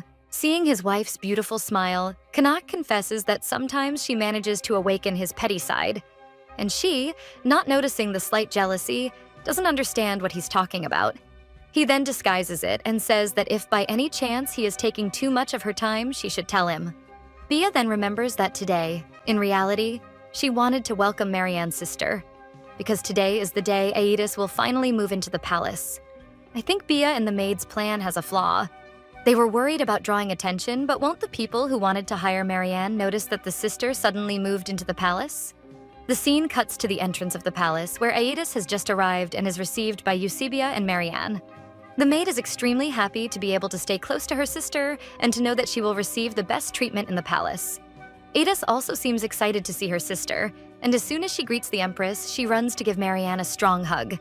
Marianne comments that her sister is feeling much more energetic and better thanks to the medicine Her Majesty sent her. Bia is happy to hear that and says that very soon she will be healthy, because the court physicians are excellent and will help her get better. She reaches out toward the young girl, saying she is very happy to meet her, and is sure they will be good friends. Bia truly is glad the girl is feeling better. After all, it breaks one's heart to know someone so young has already suffered so much. Thinking this, she extends her hand toward Aedes. But the moment their hands touch, Bia feels something strange, an indescribable sensation. But the moment is interrupted by Simon, who arrives running and apologizing to the Empress for being late. I don't know about you, but something about Simon bothers me. I can't explain it, but I always get the impression he's a secretly villainous type. Bia smiles at Simon, saying it's all right because they had also just arrived. She then proceeds to introduce Aedes as Marianne's sister and his new patient. Simon stares mesmerized for a few seconds by the girl's beauty, and afterwards the two greet each other a bit awkwardly. Simon, clearly flustered, invites Aedes to see the palace hospital, and Bia, watching from afar, believes they will become friends easily since they are the same age, but she soon realizes they will need a little more time. During the tour of the hospital, the young doctor explains that since the palace hospital is reserved mainly for the royal family, the court, and high-ranking officials, it ends up having fewer wards compared to other hospitals, and that they use the extra resources to focus on the research of medicines and diseases. He then takes them to the wing dedicated specifically to studying rigor. Fixing the books scattered across the table, he apologizes in embarrassment for the mess. But Bia reassures him, saying it only shows how busy they are researching, and that he should feel proud of that. She picks up one of the sheets on the table, impressed with the amount of information about the rigor disease. Simon explains that the Gilead Trade Guild is the sole manufacturer and distributor of the rigor medicine, which gives them almost complete control over prices, and that the doctors there tried to fight this by developing their own formulas, but when they analyzed the ingredients used in the medicine, they discovered that the compounds were nothing they expected, likely due to some magical alteration. So they reached a dead end in their research because none of the doctors knew much about magic. So at the moment, they plan to direct their efforts toward a type of medicine that does not involve magic. But Bia, upon hearing this, says she can help if magic is the issue. Excited, she grabs Simon's hand, saying she believes they can become a great team to investigate the disease. But the poor young man becomes embarrassed by the Empress's touch and ends up startled. He probably remembered the terrified look Kanak gave him on the boat when he treated the Empress. Later that same night, Eusebia asks Kanak for authorization to work with Simon in search of a cure for rigor. Our dear protagonist feels that, although her magic weakened after leaving Archaea, she still believes it is strong enough to help create the medicines, which is a good opportunity for her to strengthen her position as Empress, and to help people by doing something she knows she is good at. She looks at Kanak and asks if he doesn't think it's a good idea, confident he will support her. But she is surprised to see that Kanak looks at her with concern and does not seem happy with the suggestion she made. He rubs the back of his head a little and then says no, that he believes she has her reasons for such a request. But unfortunately, he cannot give her permission to do that.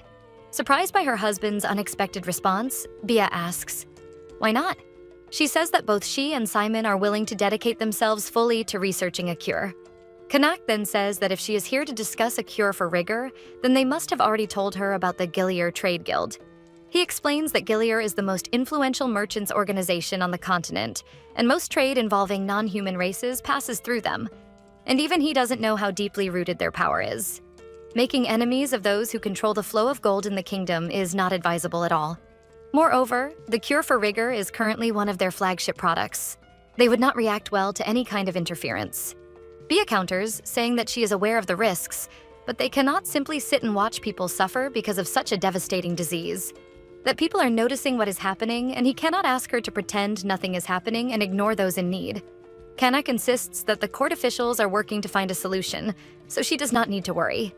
Irritated, Bia stands up, saying she believed he wanted her to find ways to help the Empire, that he said he was glad she was in Riadon, and that she was born to lead. Kanak says yes, what he said is true, but it is irrelevant in this case. He wants her to surround herself with pleasant and enjoyable things, that there is no reason for her to expose herself to danger when she could live a comfortable life in the palace. You're telling me to lock myself up in that dollhouse, wasting time with tea and cake like some spoiled little princess? I did not come here to become your puppet, Bia shouts, stepping away from Kanak. He looks at her, surprised at what she just said. She, also surprised, apologizes, begging forgiveness and saying she didn't truly mean it. Kanak calls Eusebia by name, and she believes he is angry with her, that she has ruined everything. She had crossed the line by raising her voice at the Emperor. She had forgotten it was not her place to interfere in matters of state. She felt like less than nothing there, and yet she had allowed herself to feel proud just because he treated her kindly. In desperation, she keeps apologizing and begging Kanak's forgiveness. Upon hearing this, Kanak approaches and asks her to stop apologizing, that everything is all right, and he has no intention of intimidating her. That, in truth, he is the one who should be apologizing, because he knows how important this is to her. Eusebia then looks carefully at Kanak and realizes that his face shows no anger at all. His expression is filled with worry and fear. She then gently touches his chest and asks what is troubling him. Why is he like this? Kanak confesses that he is afraid. Afraid that once again he will fail to protect the person he cares about most. See? I'm telling you, this man is a walking green flag, and yet another proof that he also came back in time. Overcome with fear, he kneels in front of Eusebia, takes her hand gently and begs her to allow him to protect her. Bia looks thoughtfully at Kanak and mentally notices that he said, "Fail once again." She caresses his face and says he seems to feel this very intensely, and if there is anything from his past that still weighs on his mind, he can always tell her. Abruptly, Kanak stands up, bringing a hand to his head. He seems disoriented and hurt. Then he tells Bia that they should talk about this another time. Kanak leaves the room with quick steps and Bia tries to stop him, but it is in vain. The night passes, and the next morning Bia wakes up thoughtful and worried because he did not return after that. She is also curious to know whom he was referring to when he said he lost someone he cared for deeply. But she is pulled from her thoughts by Marianne, who arrives carrying a small bundle of purple flowers. The maid comments that she brought the flowers to replace the others in the vase. Bia says that's a good idea and that she's been feeling a bit sad this morning. She takes the opportunity to ask Marianne whether she is the one who picks the flowers for the arrangements in her room. Marianne says no, and that all the flowers in the Empress's chambers are picked personally, one, by the Emperor. And every morning they are delivered to Marianne. This is, in a way, to ensure the Empress is always surrounded by beautiful flowers. Bia remembers all the flowers she has seen in her room since she arrived in Riyadh, and is touched by the gesture of her husband giving her flowers every day. She also remembers the conversation she and Kanak had in the greenhouse, when she mentioned how much she loved those flower beds, the very same flowers Marianne brought today. She picks one of the flowers and looks at it closely, when a tear falls from her face onto the purple petal. Bia is emotional, crying with a mixture of joy and tenderness because she is certain now that Kanak is not a bad person. Without a doubt, he is a good man. And even so, hand-picked flowers every day. He respects her opinions, always sees the positive in Eusebia. He explains his emotions. He isn't afraid to show his feelings. He listens to what she has to say. He communicates. Perfect. I want a man like this in my life. The scene cuts to Bia wearing a beautiful black dress as she walks through the greenhouse garden. We learn that Marianne suggested she go out for a walk because she was worried. The Empress seemed a little down lately.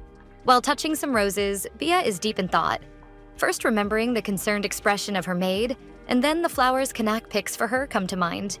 This makes her quickly walk out of the greenhouse. Being surrounded by so many flowers sends her thoughts into a confusing whirlwind. And although we don't know exactly how much time has passed since the small disagreement with Kanak, it's clear they still haven't settled things. But as she's leaving, she hears a strange noise coming from somewhere within the bushes. Concerned and at the same time curious, she walks toward the sound to discover who is in her gardens. Bia then comes across a silver-haired man lying on one of the benches in the garden. She mentally asks herself who this man could be, since she has never seen anyone like him before. Looking more closely at the man's clothing, Bia notices he is wearing the uniform of one of the soldiers. But if he is a soldier, she wonders how he ended up there. She decides the best thing to do is call the guards, so she turns to look for one. When suddenly the man stands up and looks at her with a sinister gaze, almost as if he could hear her thoughts. She turns toward him upon noticing his movement, and the two stare at each other for a long few seconds without saying a word, until the man suddenly screams for help, terrified, as if afraid of Eusebia. And she, irritated, says that the one who should be screaming for help is her. A few minutes pass and the tension between them settles, with the scene cutting to the man letting out a loud laugh and commenting that he should have been able to recognize the new empress of the empire. He formally apologizes for his lack of courtesy and for accidentally falling asleep in the garden, while Bia watches him suspiciously, wondering who he is and what he is doing there.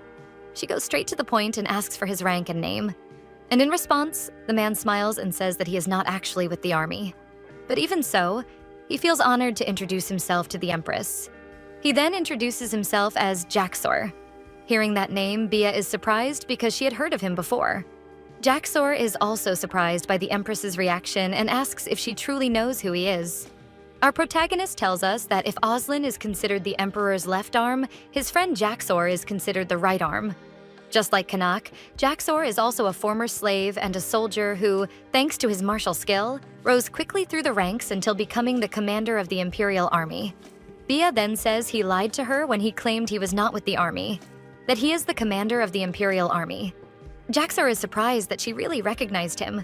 He counters by saying that he is no longer with the army. He announces that he has submitted his resignation letter, explaining lightly that he is simply tired of military life. In a playful tone, he comments that his handsome face will no longer be wasted on the battlefield and that he is finally free to fly. He adds that he could no longer keep up with His Majesty's strict demands and had no intention whatsoever of working himself to death. Hearing that, Bia comments that although he could be stern when it came to his responsibilities, he was still the sweetest man she had ever met. Jaxor counters by saying that despite the Empress saying that, the man she just described is someone very different from the Emperor he knows. and that there is no need for her to hide her true feelings because she can speak openly with him. But Bia doesn't understand why Jaxor is saying this. With coldness disguised as respect, he rhetorically asks whether that marriage alliance she had formed with the Emperor was not in fact a disgrace to Archaea. She is stunned to hear Jaxor's comment, and he continues, explaining that His Majesty did not have a particularly friendly reputation. On the contrary, he was the kind of man whose presence inspired fear in everyone around him. And with a sarcastic smile, he adds that it seems obvious she must have experienced that firsthand. Bia becomes irritated and confused by the man's words. She asks why he is speaking that way about the Emperor. She thought they were close friends. Jaxor gives a sarcastic laugh and says that either the Emperor hid his flaws from her or threatened her into staying silent. He explains that his intention was simply to show concern. After all, kindness was not exactly the trait that best defined His Majesty. Eusebia becomes even angrier at Jaxor's words and cuts him off firmly, saying he had crossed every possible line and that she would not tolerate anyone insulting her husband in her presence, demanding that these baseless accusations stop immediately. But the man smiles once more, insisting that he is telling the truth and that he has known Kanak since childhood. But Bia cuts him off again, declaring that if that is all he knows, then he has never known who Kanak truly is, and that she could not wish for a better husband. His Majesty had always been kind to her, without exception. She concludes by saying that she holds for him the most sincere respect, accompanied by an equally deep affection. With an ironic smile and a sarcastic tone, Jaxor comments that it is truly touching to know that the Empress finds so much satisfaction in her marriage. Eusebia, fed up with the man's mockery, gives him a final warning to be careful with his words. Jaxor then turns toward the Emperor, who had just appeared, and asks whether His Majesty does not agree with what he had just said. Eusebia quickly turns to confirm that Kanak really is behind her, and blushes immediately upon seeing him. Kanak, in turn, also seems a bit embarrassed, which only proves he heard everything his dear wife just said. And that's it for today, everyone. I hope you enjoyed the story. What are you all thinking so far? Are you also completely in love with Kanak, or is it just me? And this Jaxor who suddenly appeared, do you think he knew Kanak was nearby and was just testing the Empress while provoking his friend at the same time? Or does he truly harbor negative feelings? Tell me more in the comments. And if you want more, don't forget to like the video and subscribe so you don't miss any new chapters I post. The name of this series is My Sweet Enemy, Thy Name is Husband, and our recap covered Chapter 28, Part 2. Kisses, and see you next time.